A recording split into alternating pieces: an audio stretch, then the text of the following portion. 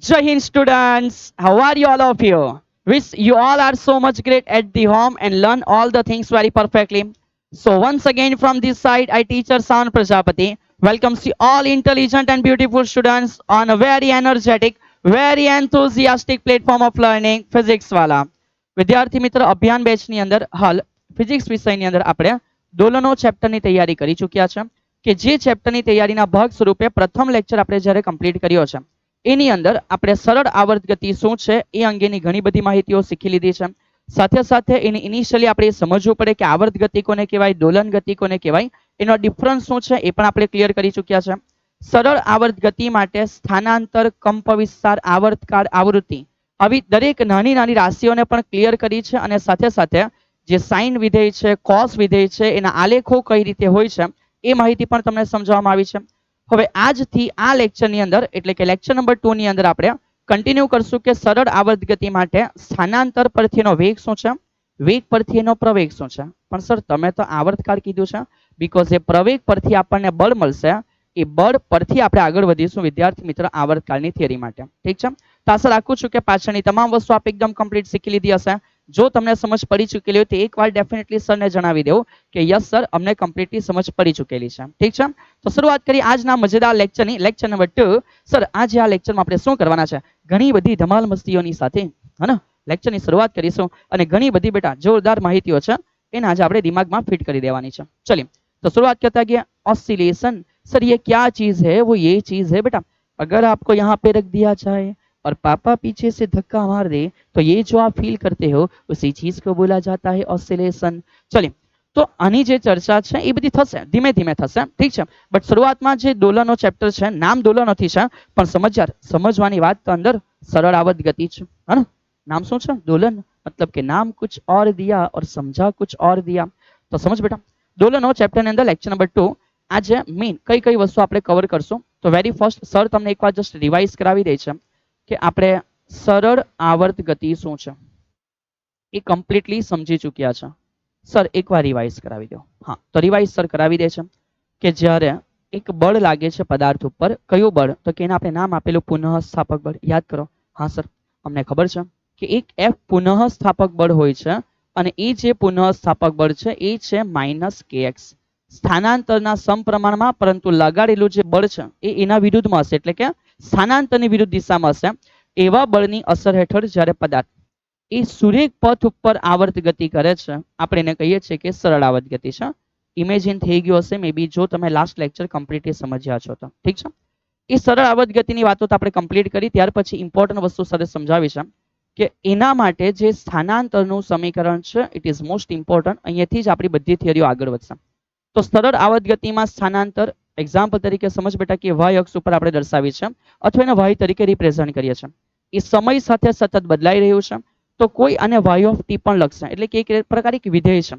તો કોઈ એને વાય ઓફ ટી પણ લખી શકે છે, મારી કોઈ ના નથી, પણ ઘણીવાર તમારી આદત તમને અઘરી પડશે. તમે એને એઝ અ ટી સમય તરીકે કન્સિડર કરી લેશો અને ક્યારે દાખલો ગણતા ગણતા ટી સાથે ટી કેન્સલ થઈ ગયો ખબર બી નહીં પડશે બેટા. અને જે એકદમ ખૂબસૂરત સમય ચાલી રહ્યો હશે ને એ સમય ઉપર ખુદ જ ક્રેશ કરીને બેટા એ સમયને બગાડી નાખશો. સો આપણે આશા રાખશું કે આપણે વાય લખીશું, અધરવાઇઝ એની સફિક્સમાં ટી લખશું કે જેથી તમને સમજ પડી ગઈ કે આ સ્થાનાંતર છે જે ટી સમય છે અને તકલીફની સર્જાશે. તો ઓનલી વાય લખો, ઇટ્સ ઓકે. ટી સમય છે, ઇટ્સ ઓકે. તો વાય ઇઝ ઇક્વલ ટુ અહીંયા જે પણ કંઈક સ્થાનાંતર છે એની મેક્સિમમ વેલ્યુ આપણે એને કીધું છે કે કંપ વિસ્તાર છે એ તરીકે આપણે રિપ્રેઝન્ટ કર્યું છે. સર કઈ રીતે, તો સમજ બેટા કઈ રીતે. માન આ એક સ્પ્રિંગ છે, ઓકે. આ સ્પ્રિંગ ઉપર આ મુજબ એક પદાર્થ છે ને આપણે બાંધેલો છે. હવે જ્યારે આ પદાર્થને કરવામાં શું આવે તો સમજ એના સમતુલન સ્થાનથી, સમજ ઓ મારા પ્યારા વાલા વિદ્યાર્થી મિત્રો, સમજ એના સમતુલન સ્થાનથી સર થોડું એને એમ ખેંચી લાવે અને ખેંચી લાવ્યા પછી એને પ્રેમથી છોડી દેવામાં આવે તો આ શું કરશે તો કે સર એના પ્રેમના કારણે એકદમ ઉલ્લાસમાં આવી જશે, ઉછળ કૂદ કરશે, સમથિંગ સમથિંગ સમથિંગ, ટેણેવ ટેણેવ ટેણેવ. બોલો હા કે બોલો ના બેટા. તો સમજ એને મેં ક્યાં સુધી ખેંચ્યું, મેં એને કોઈ આ એરિયા સુધી ખેંચ્યું અને માનો એ અહીંયા સુધી બેટા ઇનસાઇડ પુશ થશે. સો આઈ કેન સે ધેટ મેં એને મેક્સિમમ સ્થાનાંતર કેટલું કરાયું સર અહીંયા સુધી. તો આ જે મેક્સિમમ સ્થાનાંતર છે એને આપણે ઓળખીએ છીએ અને એને આપણું નામ આપ્યું છે કે કંપ વિસ્તાર છે. ઓકે, એ શું છે કંપ વિસ્તાર છે, સમજતા છો. ઓકે ચલિए તો ઓકે યાર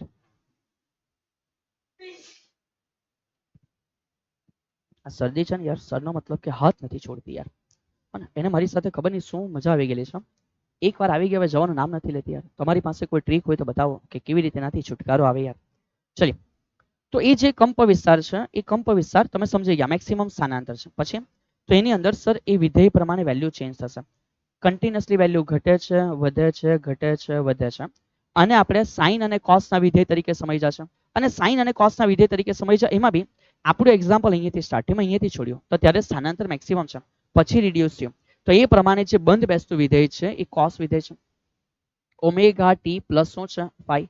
અને આપણે આને બી કમ્પ્લીટલી સમજ્યા છે કે sir omega T plus phi જે છે ને, અને એવું બોલવામાં આવે કે આ શું છે? આ ટી સમયે હવે ખૂણો ના બેટા, દેશી વસ્તુ ના, ટી સમયે કડા છે. શું છે? ટી સમયે કડા છે. અને એમાં જો અમે ટી બરાબર પાછું 0 લઈએ તો બચે કોણ? ખાલી ફાઈ. તો જે ફાઈ છે ઇટ મીન્સ આ જે ફાઈ છે એને આપણે એવું કીધું છે કે આ શું છે? આ છે પ્રારંભિક કડા. ઓકે, તો આશા રાખું છું કે પાછળની જે પણ તમને કંઈક વસ્તુઓ સમજાવેલી હશે એ આ સ્લાઇડ જોઈને તમને આઈડિયા આવી ગયો હશે. આજે શું ભણવાના છે તો બસ શરૂઆત કરશું સ્થાનાંતરથી. પહેલા વેગ, વેગ પછી પ્રવેગ, પ્રવેગ પછી બળ, બળ પછી આવર્તકાળ. અને જો તમે વધારે ઈચ્છા ધરાવતા હોય અને ઉત્સુક હોય તો એના પછી ગતિ ઉર્જા, અને ગતિ ઉર્જા પછી સ્થિતિ ઉર્જા. સર ગતિ ઉર્જા અને સ્થિતિ ઉર્જા આવી ગઈ તો શા કામ બાકી રાખો? બેનો સરવાળો કરીને યાદ કરો. કોણ આવે? યાદ કરો. ગતિ ઉર્જા અને સ્થિતિ ઉર્જાનો સરવાળો કરીને કોણ આવે? ચલો, જો પાછળ કમ્પ્લીટ ભણ્યા છો તો મને એકવાર જણાવો બેટા કે ગતિ ઉર્જા વત્તા સ્થિતિ ઉર્જાનો સરવાળો કરવાથી મને કોણ મળે? Okay, write the answer in the comment box. ચલો જણાવો, જોઈએ કેટલા વિદ્યાર્થીઓને કમ્પ્લીટલી ખબર છે. હે ને? ભણી તો બહુ લીધી બેટા, સમજ. અને કાઇનેટિક આખું પૂરું કરી નાખ્યું પણ આટલો ખ્યાલ નહીં હશે તો આપણી ઉર્જા નકામી વેસ્ટ થઈ ગઈ યાર. ચલો તો શરૂઆત કરતા ગયા વેરી ફર્સ્ટ કે સર આજે આપણે અહીંયાથી કઈ કઈ વાતોની શરૂઆત કરવાના છે. એકવાર લાઈનમાં સર તમને યાદ કરાવી દે છે કે સૌથી પહેલા સર એન્ટ્રી લેશે શાનાથી? તો કે સ્થાનાંતરથી. ઓકે, તો સ્થાનાંતર તો આપણને કમ્પ્લીટ ખબર જ છે. એ સ્થાનાંતરની સાથે સર એક ઉદાહરણ આપશે. એ ઉદાહરણ તમને એક સંદર્ભ વર્તુળ દ્વારા આપવામાં આવશે. ઓકે, એ સંદર્ભ વર્તુળના ઉદાહરણને સમજી લીધા પછી સ્થાનાંતરથી કન્ટિન્યુ આપણે વેગ, વેગ પછી આપણે લાવીશું પ્રવેગ.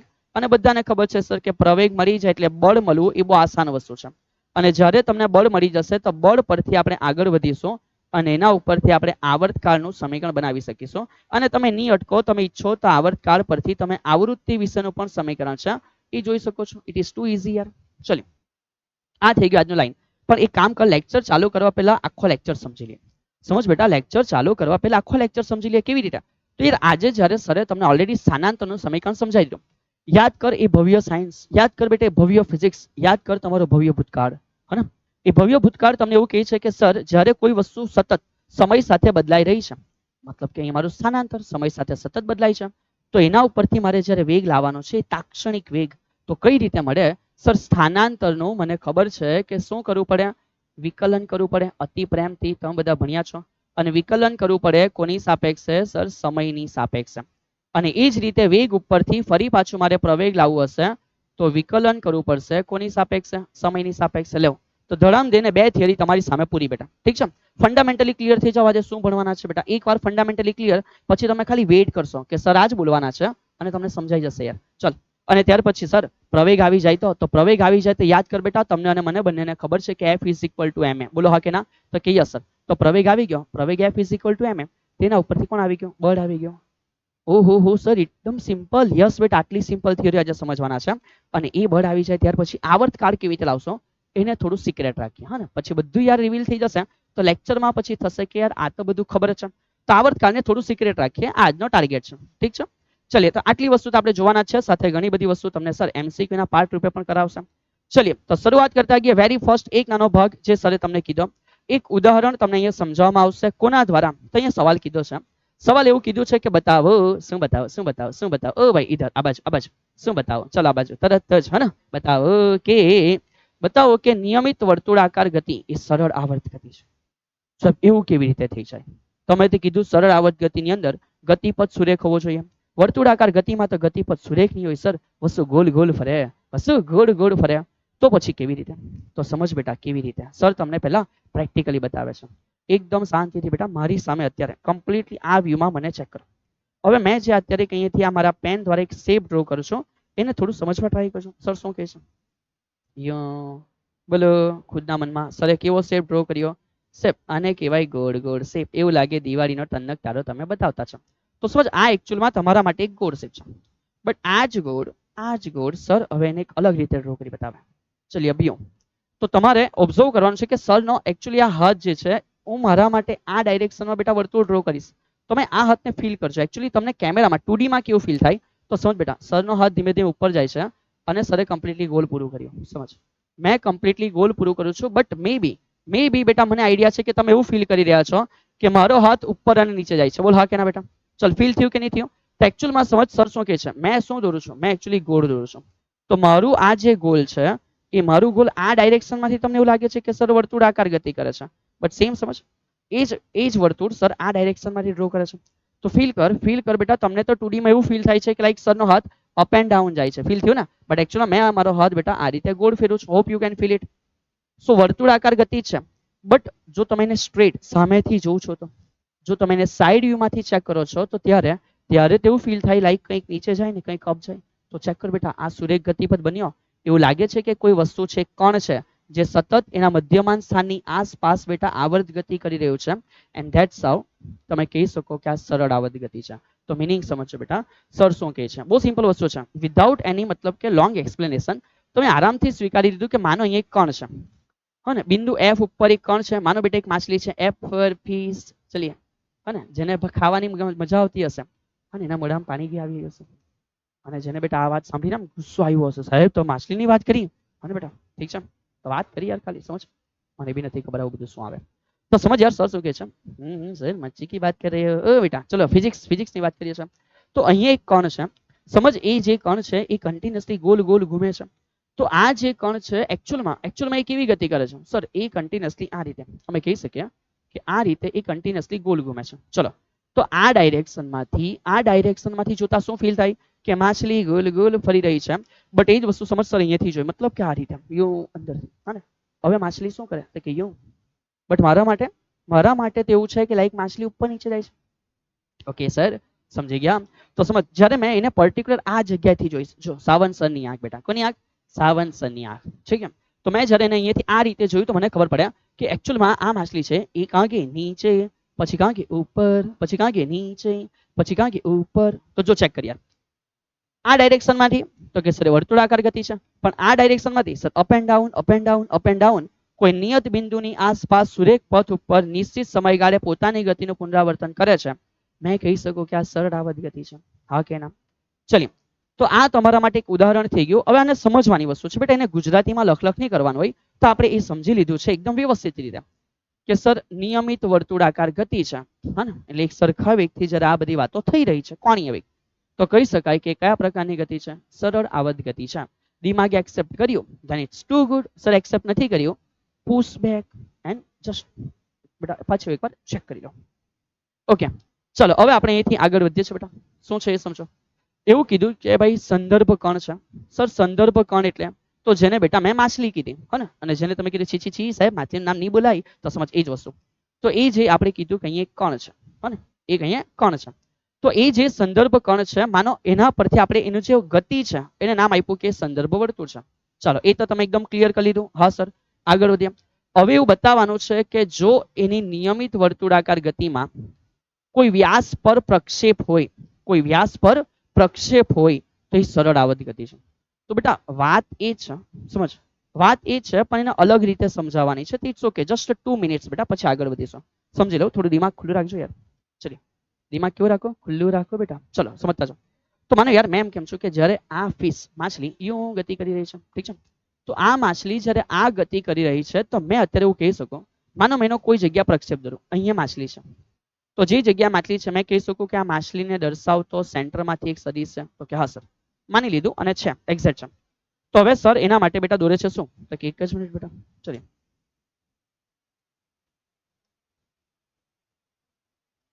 ચલીએ, તો સમજો સર શું કહે છે, મેં એના માટે અત્યારે પ્રક્ષેપ ડ્રો કર્યો છું. એ પહેલા એક્સેપ્ટ કરી લઉં કે અહીંયા એક ખૂણો છે, અને એ ખૂણો સમય સાથે સતત બદલાય છે. તો મેં નામ આપું છું ઓમેગા ટી. મેં શું નામ આપું છું? Omega T. તો મેં એવું કહી શકું કે અહીંયા આ એક પ્રક્ષેપ છે જે એક્સ અક્ષ ઉપર છે, અને અહીંયા આ એક પ્રક્ષેપ છે જે પ્રક્ષેપ મને મળે કે કઈ અક્ષ ઉપર છે? વાય અક્ષ ઉપર. ચલો યાદ કરો, કોઈ પણ સદિશ માટે આપણે ભણેલા છે કે સર કોઈ પણ સદિશ માટે જ્યારે આ જો માનો સદિશ એ હોય અને એ સદિશનો એક્સ માં ઘટક અને વાય માં ઘટક એમાં જો અહીંયા ખૂણો ઓમેગા ટી એટલે કે થીટા હોય, અને યાદ રાખું છું કે તમને થીટા ઓમેગા ટી કેમ છે બધું સમજાઈ ચૂકેલું હશે. તો જ્યાં ખૂણો છે ત્યાં આપણે લખતા હોઈએ સર એનો કોસ ઘટક છે, અને જ્યાં નથી ત્યાં આપણે લખતા હોઈએ છીએ કે સર એનો કયો ઘટક છે, સાઇન ઘટક છે. યસ ઓર નો? તો બહુ શાંતિથી સમજો યાર, સર શું કહે છે કે એકચ્યુઅલમાં આ જે જગ્યા છે ત્યાં મેં લખી શકું કે આ જે સદિશ છે બેટા, હા ને, એ જે સદિશ છે માનો એની કંઈક વેલ્યુ હશે, જે બી હશે, એક્ઝામ્પલ તરીકે એ છે, તો મેં લખી શકું આ એ કોસ ઓમેગા ટી છે અને આ જે છે એ શું છે, સાઇન ઓમેગા ટી છે. બહુ શાંતિથી સમજો. તો શું આનો જે પ્રક્ષેપ છે એ સતત એક સરખો રહેશે? નહીં, એ તો બદલાયા કરશે. કારણ કે આ સદિશ જ્યારે અહીંયા છે તો ત્યારે અહીંયા હશે. સદિશ જેમ જેમ ઉપર ચાલ્યો તેમ તેમ આ પ્રક્ષેપ આ બાજુ આવે છે. સદિશ અહીંયા આવી જાય તો પ્રક્ષેપ આ તરફ, અને સદિશની મોમેન્ટ આ તરફ ચાલુ થાય તો તમે ફીલ કરી શકો કે પ્રક્ષેપ આ બાજુ આવી જશે. તો આ જે પ્રક્ષેપ છે બેટા, ચેક કરશું એ પ્રક્ષેપ સતત આ તરફ, પછી આ તરફ, પછી પેલે તરફ, પછી પેલે તરફ. શું આવી મોમેન્ટ કરી રહ્યો છે? તો કે હા સર. અને આ મોમેન્ટ શું છે? તો ચેક કર, મધ્યમાન સ્થાનની આસપાસ નિયમિત સમયગાળે સુરેખ પથ પર પોતાની ગતિનું પુનરાવર્તન છે. તો કે yes sir. So that's why I can સે કે નિયમિત વર્તુળાકાર ગતિમાં જો મેં પ્રક્ષેપની વાત કરા બેટા, આને સદિશ કહેવાય. અને શું કહેવાય? સદિશ કહેવાય. પણ આ સદિશનો આ જે છે પર્ટિક્યુલર પોર્શન એને કહેવાય કે પ્રક્ષેપ છે. અને એ પ્રક્ષેપ કેવું છે? તો જો ચેક કર, પહેલા એમ છે, પછી ઉપર જાય તો પાછો એમ, પછી નેગેટિવમાં, પછી પાછો એમ, હે ને? તો આ પ્રક્ષેપ સતત આ રીતે પોતે બદલાયા કરશે. તો આ જે ગતિ છે એ ફરી પાછું કહી શકાય કે કઈ ગતિ છે વિદ્યાર્થી મિત્ર? સરળ આવર્ત ગતિ છે. Hope you understand it properly. કે વર્તુળાકાર ગતિમાં વ્યાસનો જો પ્રક્ષેપ છે અથવા વ્યાસ પર જે પ્રક્ષેપ છે એને મેં એવું સમજી શકું છું કે કઈ ગતિ છે? સરળ આવર્ત ગતિ છે. ઠીક છે. હવે આના દ્વારા યાર તમે વેગ બી, પ્રવેગ બી બધું સમજી શકો, બટ એને બહુ આસાન રીતે આપણે સમજી શકીએ છીએ સીધે સીધું ઇક્વેશન દ્વારા. તો શું કામ કોમ્પ્લિકેટેડ કરવું યાર? ચલિએ. તો સર હવે અહીંયાથી આગળ તમને વધારે છે કે ભાઈ ઇમ્પોર્ટન્ટ સવાલ ફોર યોર એક્ઝામ. તમારી સ્કૂલની એક્ઝામની અંદર બેટા આ સવાલો થઈ શકે છે અને તમારે અહીંયા કાળજી રાખવાની છે કે આવા સવાલો તમને થઈ શકે 3 માર્કની અંદર જોવા મળ્યા. 2 માર્કમાં આવે તો પણ વાંધો નહીં, લખવાનો પડશે યાર. ચલિએ સવાલ વાંચો. શું કીધું છે સર? સવાલ અમને કીધો સરળ આવર્ત ગતિ કરતા કણનો તત્કાલીન વેગ મેળવો. તત્કાલીન એટલે બધાને ખબર હશે કોઈ ચોક્કસ સમયે, અને કોઈ ચોક્કસ સમયે વેગ ક્યારે મળે? સર તમને રિપીટ કરાવી ચૂકેલા છે કે સર જો મારી પાસે સ્થાનાંતર છે, એ સ્થાનાંતર x નું મેં શું કરી નાખું? યાદ કર, યાદ કર, યાદ કર. સરે કમ્પ્લીટ કરાવ્યું. સર સમયની સાપેક્ષે વિકલન કરો તો તમને શું મળશે? વેગ. સો રેડી થઈ જાઓ બેટા એ વેગને સમજવા માટે. પણ શું ખાલી સમજવું છે કે ખાલી ફીલ કરવું છે? હા સર, સમજવું બી છે ને ફીલ બી કરવું છે. સમજ, આપણે સમજવું બી છે અને ફીલ બી કરવું છે. તો સર તમને બંને કામ એક સાથે કરાવે છે. ચલિए બેટા, બહુ આસાન વસ્તુ છે. ફીલ કરી લો અને પછી જે સમજશો એ વધારે આઈડિયા આવશે. ઠીક છે. કોઈ ઉતાવળ નથી બેટા, તમે આરામથી કરી શકશો હરેક વસ્તુ. મને લાગે છે ભાઈ બધા બચ્ચા ઇન્ટેલિજન્ટ છે યાર. જો તમે ઇન્ટેલિજન્ટ છો બેટા, હા ને, જો તમે ઇન્ટેલિજન્ટ છો તો શું સાહેબ, તો શું? અરે બેટા છો તો છો, મતલબ કે બિલીવ ઇન યોર સેલ્ફ યાર, believe in yourself. Yes sir, I am intelligent. Exact. ચલિए સમજો. તો અહીંયા સર કહે છે કે એક આધાર છે, નીચે એક ભાગ છે. માનો એના ઉપર સરે આ રીતે જે સ્પ્રિંગ છે, ઓકે, એ સ્પ્રિંગ દ્વારા એક પદાર્થ છે જેને અહીંયા રાખેલો છે. સર મૂકો એ પદાર્થ કોણ છે? લ્યો તમે જ છો. આ તમે છો બેટા. તમને હવે સર છે ને સ્પ્રિંગ ઉપર ઘુમાવશે, ઢમ ઢમ ઢમ, આ બાજુ તે બાજુ, તે બાજુ આ બાજુ. ચલિए. તો હવે અહીંથી સર કહે છે માનો યાર આ જે સ્પ્રિંગ છે, એક જ એક્ઝામ્પલથી આખું ચેપ્ટર પતી જાય બેટા. સમજ, જેવી રીતે આખું થર્મોડાયનેમિક ખાલી પિસ્ટન અને સિલિન્ડરની ઘટના પરથી સમજાવી શકાય, એવી રીતે આ જ એક્ઝામ્પલ પરથી તમારા ચેપ્ટરની બધી થિયરી આરામથી સમજાવાઈ જાય. ઓકે. સો વારંવાર બેટા મેં એક જ એક્ઝામ્પલ લેવા. કેમ? જ્યારે બેટા તમારું એક્ઝામ્પલ મગજમાં ક્લિયર છે ને તો યાદ રાખવાની મજા આવે યાર. તો સમજ, આ શું છે સર? આ છે સેન્ટર પોર્શન. સો સેન્ટર પોર્શન માટે મને ખબર પડે કે x ઇઝ ઇક્વલ ટુ 0 છે. ચલિए હવે ફીલ કર બેટા, મેં એને અહીંયા સુધી ખેંચ્યો. તો આ શું છે સર? આને એવું કહી શકાય કે એવી જગ્યા છે જ્યાં x મેક્સિમમ છે. તો માની લો કે મેં આને કીધું એનો કંપ વિસ્તાર પોઝિટિવ સાઈડ છે. કેવી સાઈડ છે? પોઝિટિવ. તો એ જ રીતે સર ખબર પડે કે આ જે જગ્યા છે, આ જે જગ્યા છે, તો એ આગળ એ પાછળ, તો અહીંયા મેં એવું કહી શકું કે આ x મેક્સિમમ છે પણ નેગેટિવ સાઈડ. તો માનો આ જે જગ્યા છે ને સર કીધે કે એ છે બટ એ નેગેટિવ છે. ચલિए આટલું તો ક્લિયર છે, ઇઝીલી સમજ પડે એવું છે. હવે અહીંયા સર જે કહે છે સમજો. શું આ કટ થઈ ગયું? હા કટ થઈ ગયું. તો આ x મેક્સિમમ તો છે જ બેટા, કોઈ ના નથી, હા ને. x કેવો છે? મેક્સ છે. પણ એને આપણે કહી દીધું કે આ કોણ છે? તો કે એ પોઝિટિવ છે. અને એવી રીતે આ જે છે બેટા એને કહી દીધું એ કેવો છે? નેગેટિવ છે. ચલો હવે બહુ શાંતિથી સમજો. મેં શું કરું છું? મેં બેટા આને અહીંયાથી મતલબ કે છોડું છું. તો સમજ, જે જગ્યા અહીંયા હશે તો એ સમયનો વેગ કેટલો હશે? સર તમે એકચ્યુઅલી આને અહીંયાથી ખેંચીને અહીંયા પકડી રાખેલું છે. તો સમજ સર તમારું મોઢું આવ્યું બેટા. સમજ, તો આને જ્યારે અહીંયા પકડી રાખેલું છે ત્યારે મેં છોડીશ તેનો વેગ કેટલો હશે? સર ત્યારે તેનો વેગ 0 હશે. પછી જેટલું અંદર જશે તેટલું પેલા સ્પ્રિંગના પુનઃસ્થાપક બળના કારણે એનો વેગ વધે ક્યાં સુધી? મૂળ શેપ સુધી. અને પછી પછી પાછું સ્પ્રિંગ દબાશે સર એટલે વેગ ઘટે. તો સ્પ્રિંગ જેટલી દબાય ત્યાં સુધી બેટા વેગ ઘટે. જ્યારે વેગ 0 ત્યાં સુધી સ્પ્રિંગ દબાય અને પાછી બેટા રિવર્સ આવી જશે. તો અહીંયા પહેલા ફીલ કરી લીધું. અહીંયા આપણે પહેલા ફીલ કર્યું બેટા. સમજ સર શું કહે? આ એવી જગ્યા છે, આ એવી જગ્યા છે જ્યાં વેગ 0 હશે, જ્યાંથી એ ગતિ કરવાની શરૂઆત કરશે. સમજ, આ એવી જગ્યા છે જ્યાં વેગ 0 હશે. આ એ પોઝિશન છે કે જ્યારે એને છોડી દીધા પછી જ્યારે અહીંયા આવશે સ્પ્રિંગ ફોર્સના લીધે બેટા, પુનઃસ્થાપક બળના લીધે, ત્યારે આ એવી જગ્યા છે જ્યાં એનો વેગ મેક્સિમમ થઈ જશે. અને પછી પાછી આ એવી જગ્યા છે જ્યાં એનો વેગ સર ઘટીને પાછો કેવો થઈ જશે? 0. અને આ રોટેશન ચાલ્યા જ કરશે. 0 મેક્સિમમ, 0 મેક્સિમમ, 0 મેક્સિમમ. સમજ પડી? તો આ આપણે ફીલ કરી લીધું. હવે આપણું કામ છે આપણે ડિરાઈવ કરવાનું છે કે એકચ્યુઅલી એની વેલ્યુ કેટલી છે. ચલો હવે એ સાબિત બી થશે અને બેટા તમને એની વેલ્યુ બી મળશે. તો હવે સર અહીંયાથી શરૂઆત કરે છે કે સરળ આવર્ત ગતિ કરતા કણ માટે જ્યારે અમને પૂછ્યું છે કે તત્કાલીન વેગ મેળવો, તો વેરી ફર્સ્ટ આપણે શરૂઆત કરીશું કે જે સરળ આવર્ત ગતિ છે. સરળ આવર્ત ગતિ માટે કણ છે, આ કણનું બેટા આપણે લખવાના સ્થાનાંતર. ઓકે, તો આપણે જાણીએ છીએ કે કર્ણનું સ્થાનાંતર સર એને y ના ફોર્મમાં લખીએ છીએ. તો y ઇઝ ઇક્વલ ટુ સફિક્સમાં t લખવું હોય મારી કોઈ ના નથી બેટા, તમે લખી શકો છો, right? It's a choice. So y is equal to A કંપ વિસ્તાર cos વિધેય પ્રમાણે સમજીએ છે ઓમેગા ટી પ્લસ શું હોય છે? ફાઈ હોય છે. અહીંયા હું પ્રોપર વેમાં જ દરેક વસ્તુ તમને બતાવું છું બેટા, જેથી પુરવણી પણ વ્યવસ્થિત બનશે. તો લખી રાખવું કે જ્યાં જ્યાં હરેક વસ્તુ ખબર છે કે એ નો મિનિંગ સર આપણે કહેતા છે એ કંપ વિસ્તાર છે. ઠીક છે? ઓમેગા નો મિનિંગ આપણે સમજતા છે કે આ શું છે? કોણીય આવૃત્તિ છે.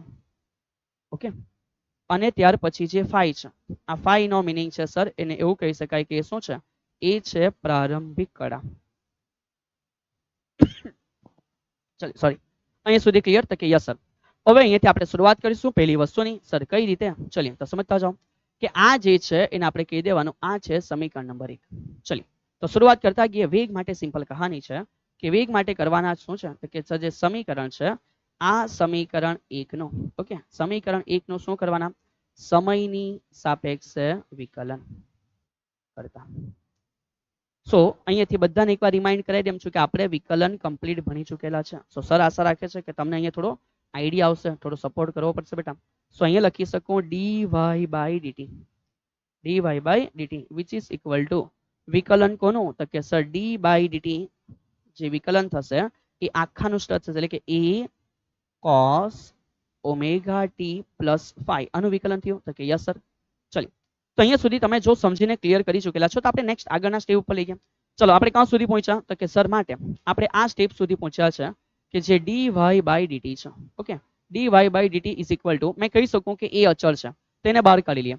d by dt સર કેમ એ અચળ? બેટા કંપ વિસ્તાર મેક્સિમમ વેલ્યુ એ થોડી ને બદલાય, સ્થાનાંતર બદલા કર્યા કરે. તો a dt d by dt અને આપણી પાસે અંદર કોણ છે? તો કે સર બ્રેકેટમાં હવે બચી ગયું cos ઓમેગા t પ્લસ શું છે? ફાઈ છે. ઓકે, સો હવે આપણને આઈડિયા છે કે સર સ્થાનાંતરનું સમયની સાપેક્ષે વિકલન કરવાથી વેગ મળે. તો સમજ આ t સમય વેગ છે જે તાત્ક્ષણિક વેગ છે એ કોન્સ્ટન્ટ છે. હવે અહીંયાથી એ સમજો કે cos નું વિકલન શું થાય? તો જે cos છે હે ને, sin નું વિકલન cos થીટા, cos નું વિકલન માઇનસ sin થીટા. તો જે cos છે એનું વિકલન થશે માઇનસ શું થશે વિદ્યાર્થી મિત્ર? sin omega t plus phi. હા કે ના? તો કે યસ સર. પણ અહીંયા આપણે એક નાની કાળજી રાખવાની છે કે સર અહીંયા હજુ એક સ્ટેપ છે ઓમેગા ટી પ્લસ ફાઈ. તો સમજો અહીંયા આ સર સ્ટેપ એક્સ્ટ્રા સાઈડ ઉપર સમજાવે છે બેટા, આને ચેઇન રૂલ કહેવાય. મેં નથી કહેતો કે ચેઇન રૂલ તમારે આખો પુરવણીમાં લખીને બતાવવાનો છે. આ ચેઇન રૂલ એવું કહેવાય કે પહેલા વિધેયનું વિકલન થયું. વિધેય કયું હતું sir? cos omega T plus phi. તો વિધેયનું વિકલન શું થયું? sin. હવે એને ચેઇન રૂલ, એના પછી અંદર જાઓ, તેના પછી આ છે તો આનું વિકલન કરવું પડે. એકચ્યુઅલમાં તમારે આનું વિકલન કરેલું હોવું જોઈએ d by dt. કોના માટે? ઓમેગા ટી પ્લસ ફાઈ માટે. તો જ્યારે મેં આનું વિકલન કરું બેટા તો પહેલા ઓમેગા અચળ આ છે dt ના છેદમાં dt અને આ બાજુ આવી જશે d by dt. કોણ છે? તો કે સર ફાઈ છે. તો અહીંયા ખબર પડે કે આ ઓમેગા છે, dt by dt નો જવાબ 1 છે, ફાઈ અચળ છે, એનું વિકલન 0 થઈ જાય તો આન્સર મળ્યો બેટા ઓમેગા. આ એક એક્સપ્લેનેશન છે, સમજ. પણ એ આપણે એન્ટર નથી કરવાની સર, અને સીધે સીધું શોર્ટ પેટર્નમાં તમને બતાવે છે કે ભાઈ અહીંયા આપણે શું કર્યું? cos નું વિકલન sin થાય. પણ એના સિવાય ચેક કર બેટા, શું t નો કોઈ સહગુણક છે? તો કે હા સર, t નો સહગુણક છે જે ઓમેગા છે. તો બેટા એ જ છેલ્લે બાકી રહેશે. અન્ડરસ્ટુડ મેં શું કેમ છું? ઠીક છે. તો આનો એકચ્યુઅલ આન્સર કેવી રીતે આવે મેં તમને સમજાવ્યો છે, but just for your trick, just for your knowledge તમે એ ચેક કરી લેવું કે વિકલન છે યસ, તો sin નું વિકલન થાય cos, એવી રીતે cos નું વિકલન થાય માઇનસ સાઇન. ઓકે, શું થાય? Minus sign. પણ અહીંયા ચેક કરો વિદ્યાર્થી મિત્ર કે શું બેટા અહીંયા ટી સાથે કોઈ સહગુણક છે તો કે સર ઓમેગા છે, તો એ આખો ફાઇનલ આન્સરના પછી હશે. જો ઓમેગા છે તો એને આપણે લખી શકશું ઓમેગા એટલે કે ગુણાકાર. અહીંયા લખો કે અહીંયા લખો, છે તો ગુણાકાર જ ને. સો આ રીતે અહીંયા આન્સર તમારો તૈયાર થયો વિદ્યાર્થી મિત્ર કે માટે. સો ફાઇનલી આઈ કેન સે બેટા કે વે કેટલો છે? So now Vt is equal to, so Vt is equal to સમીકરણ તૈયાર થયું minus a omega in the sin omega t plus 5. આ તમારા માટે વેગનું એક એવું સમીકરણ તૈયાર થયું જે વિધેય આધારિત સમીકરણ છે. તો તમે લખી શકો કે સર આ જે આવ્યું એ સમીકરણ 2 છે અને એ સાચું છે તો કે એક્ઝેક્ટ કોઈ ના નથી. ઠીક છે, આ વેગનું સમીકરણ એકદમ બરાબર છે.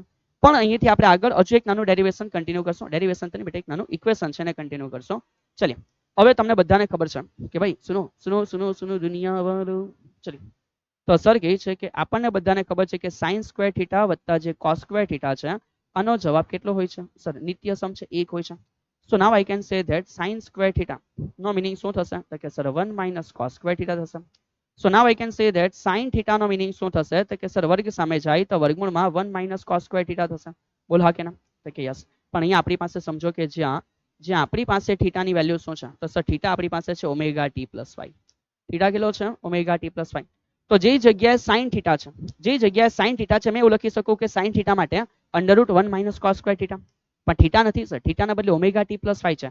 સો નાઉ બી કન્ટિન્યુ. સર લખી શકે કે માટે, સમજ, સર લખી શકે કે તેથી માટે. તો માટે Vt ઇઝ ઇક્વલ ટુ શું લખી શકાય? તો કે માઇનસ એ ઓમેગા તો આઉટસાઇડ છે જ, મારી કોઈના નથી. હવે જે જગ્યા મારી પાસે વિધેય કયું છે? સર સાઇન છે. એનો મિનિંગ હું લખી શકું 1 માઇનસ cos સ્ક્વેર થીટા. તો અહીંયા આપણે લખીશું કે અંડરરૂટમાં 1 માઇનસ શું આવશે? cos square. થીટાના બદલે આપણી પાસે છે omega T plus 5. Hope you get it perfectly. અને અગાડીનો સ્ટેપ સમજો. જ્યારે કોઈ વસ્તુ વર્ગમૂળમાંથી બહાર આવે તેનો વર્ગ થઈ જાય સર, તો એવી રીતે કોઈ વસ્તુ જ્યારે વર્ગમૂળમાં જશે તો બેટા એ વર્ગ કરશે. પેલાનું વર્ગમૂળ અહીંયા વર્ગ થશે. તો મેં ઓમેગાને બહાર રાખું છું. માનો મેં એ ને અંદર મોકલું, તો એ ને અંદર મોકલવાના કારણે સ્ટેપ શું બનશે? સર એ અંદર જવાથી a સ્ક્વેર થઈ જશે અને એ કમ્પ્લીટલી 1 માઇનસ શું છે? cos square omega T plus 5 છે. Okay, yes sir, complete. ચલિए, a સ્ક્વેર બંનેમાં ગુણાશે. સો નાવ Vt becomes Vt is equal to minus omega અંડરરૂટમાં જ્યારે આ આમાં ગુણાઈ જાય તો a સ્ક્વેર અને માઇનસ આ આમાં ગુણાઈ જાય તો લખી શકાય a square cos square omega T plus 5. And now we know that, બેટા શાંતિથી સમજો, આપણને એવું ખબર છે કે જ્યાં આપણને ખબર છે કે x નો મિનિંગ શું છે? યાદ કરો બેટા, જ્યારે સ્ટાર્ટ કર્યું ત્યારે સર કાં સ્ટાર્ટ કર્યું? આઈ ઓ સોરી, y છે બેટા. શું કીધું છે? y છે. સર અમે x કરીને થિયરી લખીએ તો it's okay, you can go with the x also. x થી પણ જઈ શકો, y થી પણ જઈ શકો, તમારી મરજી બેટા. સમજ, જ્યાં આપણને ખબર પડે કે એકચ્યુઅલમાં આપણા y નો મિનિંગ શું છે. તો આપણા y નો મિનિંગ એવો છે સર અમે x થી ભણાવવાની. અરે બેટા, અરે x થી ભણવું હશે તો સમજ. સર શું કહે છે? અહીંયા જ્યાં એવું લખેલું છે અને અહીંયા જ્યાં y લખેલું છે એના બદલે બેટા લખો સમજો x. ઓકે સર, તો બેટા એ જ વસ્તુ સમજ કે અહીંયા તમે શું લખશે? સર અહીંયા dy/dx નહીં હશે, સમજ. અહીંયા dy/dx. ઓકે, અહીંયા શું આવી જશે? dy/dt ના બેટા dx/dt. Easy. So once again અહીંયા પણ શું થઈ જશે? સર dy/dt ના બદલે શું થઈ જશે? dx/dt. बस इससे ज्यादा कुछ नहीं होगा, इससे ज्यादा कुछ नहीं होगा बेटा. समझ आ? dx/dt થઈ ગયો. એન્ડ બી કન્ટિન્યુ કારણ કે છે તો વેગ જ. ચલિए, તો જો ત્યાં સુધી તમે ક્લિયર છો તો અહીંયા અગાડી સર વધે છે કે માન હવે તમારી ઈચ્છા y ના બદલે x છે, because s for the book. So x is equal two અમને ખબર છે સર કે શું આવે? a cos omega t plus 5 છે. સો જો if there is x square, જો x સ્ક્વેર હતે તો શું લખી શકાતે? a square cos square omega t plus 5. hope you get it perfectly બેટા. ઓકે ના? સો નાવ આ જે જગ્યા છે ચેક કર, સોના જેવી છે, તો મેં એનો x સ્ક્વેર લખી શકો. તો ફાઇનલી અહીંયાથી મને એક ઇક્વેશન તૈયાર થઈ ગયું. ઇક્વેશન મને એવું મળશે કે માટે therefore Vt is equal to minus omega under root આખાનો મિનિંગ શું છે? a સ્ક્વેર અને માઇનસ આ જે કમ્પ્લીટ છે એનો મિનિંગ શું થયો? સર x સ્ક્વેર થયો. અને આ રીતે જે મને મળ્યું એ પણ વેગનું સમીકરણ છે અને આને કહી દેવા બેટા ઇક્વેશન નંબર 2. ઓકે, તો લખી શકાય, અથવા ઇક્વેશન નંબર માનો 3 લખી દઈએ. શું લખી દઈએ? ઇક્વેશન નંબર 3 લખી દઈએ. તો લખી શકાય કે સમજો સમીકરણ કોણ છે? સમીકરણ. તો સમીકરણ 2 અને 3 એ સરળ આવર્ત ગતિ માટે કોણ છે? વેગ છે, એટલે કે વેગ દર્શાવે છે. તો આશા રાખું છું કે આ થિયરી બહુ આસાન શબ્દોમાં તમને સમજ પડી ગયેલી હશે. કઈ રીતે લખવાની લાઈન ટુ લાઈન બધી વસ્તુ તમારા માટે રેડી છે. ચલિએ તો શરૂઆત કરી sir a cos omega t. એકવાર વિકલન કરીએ તમને ખબર પડશે કે વેગ મળશે અને એ વેગ છે અમે લોકો મેળવી લીધો. પણ એનું એક સમીકરણ છે આવ્યું minus a omega sin omega t plus 5. એના પરથી અમે પાછું કર્યું કે sin થીટા જે છે ને એના માટે લખી શકાય 1 માઇનસ cos સ્ક્વેર થીટા. અને એ લખીને પછી અમે ચેન્જ ઇક્વેશન એક નવું સ્વરૂપ આપ્યું અને એ સ્વરૂપ અમને અહીંયા સુધી લઈને આવે છે. ચલિए હા કે ચલિए ના. ચલો અહીંયા સુધી હવે તમે ક્લિયર થઈ ગયા છો તો એના બે ખાસ કિસ્સા સમજો. કયા બે ખાસ કિસ્સા? જો ઓલરેડી સર તમને એ કમ્પ્લીટ કરાવ્યા કે પહેલો ખાસ કિસ્સો આ જે જગ્યા છે આ જગ્યાને બોલે બેટા અંત્ય બિંદુ. શું બોલાશે? અંત્ય બિંદુ. જે છેડાના બિંદુઓ છે તો આને એવું કહેવાય કે આ અંત્ય બિંદુઓ છે. અને આ જે પોર્શન છે આ પોર્શન એવું કહેવાય કે મધ્યમાન સ્થાન. તો સમજો મધ્યમાન સ્થાન છે તમારે x ની વેલ્યુ કેટલી લેવાની? 0. અને અંત્ય બિંદુ છે x ની વેલ્યુ કેટલી લેવાની? a. Either plus or minus. ચલિए તો સર અહીંયાથી તમને બે ખાસ કિસ્સા બતાવે છે. સમજો બેટા આ સમીકરણ પરથી જો મેં અંત્ય બિંદુ માટે લખા તો યાદ કરો અંત્ય બિંદુ માટે સર સમજાવ્યું x કેટલા? સર અંત્ય બિંદુ માટે x ની કિંમત a હશે અને મધ્યમાન સ્થાન માટે x નો આન્સર 0 હશે. ચલિए તો અહીંયાથી તમે આને પણ એડ કરી શકો બેટા. ખાસ કિસ્સાઓ છે. ચલિए તો ખાસ કિસ્સાઓમાં સર કહે છે કે જ્યારે મધ્યમાન સ્થાન છે ત્યારે x નો આન્સર 0 છે. Yes sir. ચલો તો આનો મિનિંગ શું થયો? તો આનો મિનિંગ એવો થયો વિદ્યાર્થી કે v ઇઝ ઇક્વલ ટુ શું છે? માઇનસ ઓમેગા અંડર રૂટમાં a square minus x square છે. So which is equal to minus omega under રૂટમાં a સ્ક્વેર x નો આન્સર 0 છે. તો 0 તો 0 છે, વર્ગ અને વર્ગમૂળ નીકળી ગયો તો માઇનસ ઓમેગા ઇન્ટુ a પ્રાપ્ત થયું. તો કે હા સર. તો એ માઇનસ અને પ્લસ બંને રીતે આવશે.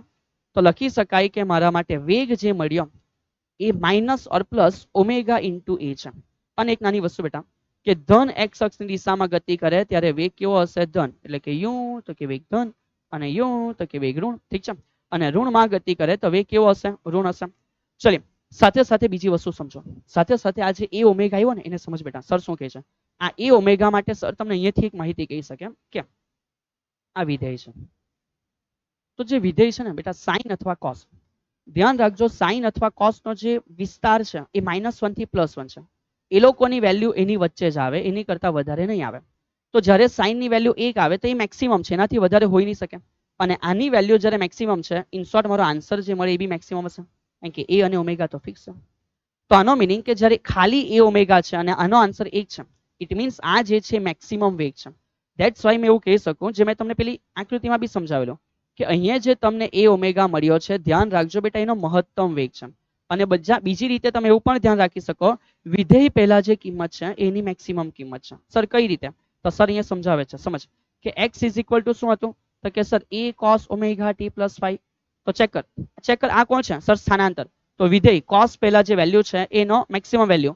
તો યાદ કર સ્થાનાંતરની મેક્સિમમ વેલ્યુ એને કંપ વિસ્તાર કહેવાય. તો એ જ રીતે જ્યારે વેગ લાવ્યા તો સમીકરણ આવ્યું -a omega sin omega t + 5. તો ધ્યાન રાખજો ઓ મારા પ્યારા વાલા વિદ્યાર્થી મિત્ર, વિધેય કોણ છે? સાઇન. એ પહેલા જે છે કોણ છે? a ઓમેગા છે. તો એ એના માટેની કઈ કિંમત હશે? મેક્સિમમ કિંમત હશે. Hope you get it perfectly. ઠીક છે. ચલિए તો જો અહીંયા સુધી તમે કમ્પ્લીટ કરી દીધું છે તો સર અહીંયાથી તમને આગળ લઈ જાય છે કે બેટા એક આપણે જોઈ લીધું કઈ જગ્યાએ? અંત્ય બિંદુ પાસે. હવે અંત્ય બિંદુથી આ તરફ ઓહો સર પહેલા આપણે જોયું મધ્યમાન સ્થાન પાસે, તો જવાના અંત્ય બિંદુ પાસે. અંત્ય બિંદુ પાસે x નો આન્સર કેટલો? સર a હોય. તો સર કહે છે કે અંત્ય બિંદુ માટે x નો આન્સર a હશે, આઈધર પ્લસ ઓર માઇનસ. ચલિए તો પછી સર કહી શકીએ કે વેગનું સમીકરણ minus or plus omega. a square તો છે જ પણ x સ્ક્વેર નો આન્સર છે એ પણ a સ્ક્વેર છે અને બેટા a સ્ક્વેર માંથી a સ્ક્વેર કેન્સલ તો આન્સર કેટલો? 0. આન્સર કેટલો? 0. તો સમજ શું સર એ જ વસ્તુ તમને થિયરીની શરૂઆતમાં ફીલ કરાવેલી? જો થિયરીની શરૂઆતમાં ફીલ કરાવેલી. હા સર તમે અમને કીધેલું કે જ્યારે અંત્ય બિંદુ હશે ત્યાંથી તેના વેગની શરૂઆત થઈ હે ને, ત્યાંથી તો બેટા એની ગતિની શરૂઆત થઈ. તો જ્યારે અહીંયાથી ગતિની શરૂઆત થઈ તો ડેફિનેટલી આ જગ્યાએ વેગ કેટલો છે? 0. અને એ જ્યારે બળ એને ખેંચીને લાવે છે તેનો વેગ સતત વધે. ક્યાં સુધી? જ્યાં સુધી બેટા એ 0 સ્થાનાંતર પર આવે. પછી પાછી સ્પ્રિંગ દબાવવાની ચાલુ થાય એટલે એનો વેગ ઘટે. તો જો આપણે જે પહેલા ફીલ કર્યું ને એ આપણે પ્રૂવ કર્યું થિયોરિટિકલી કે સર અંત્ય બિંદુ પાસે વેગ કેટલો? 0. અને મેક્સિમમ કાં? તો કે સર મધ્ય બિંદુ પાસે. હવે આ આખી થિયરી આ હાથ દ્વારા મળે. ખરે બેટા હાથ દ્વારા સિમ્પલ સમજ કે આ એક લોલક છે એવું માન અને આ જગ્યાએ લઈ જામ છો. તો અહીં અટકી ગયો અંત્ય બિંદુ છે. વેગ કેટલો? સર 0. વેગ કેટલો? બેટા 0.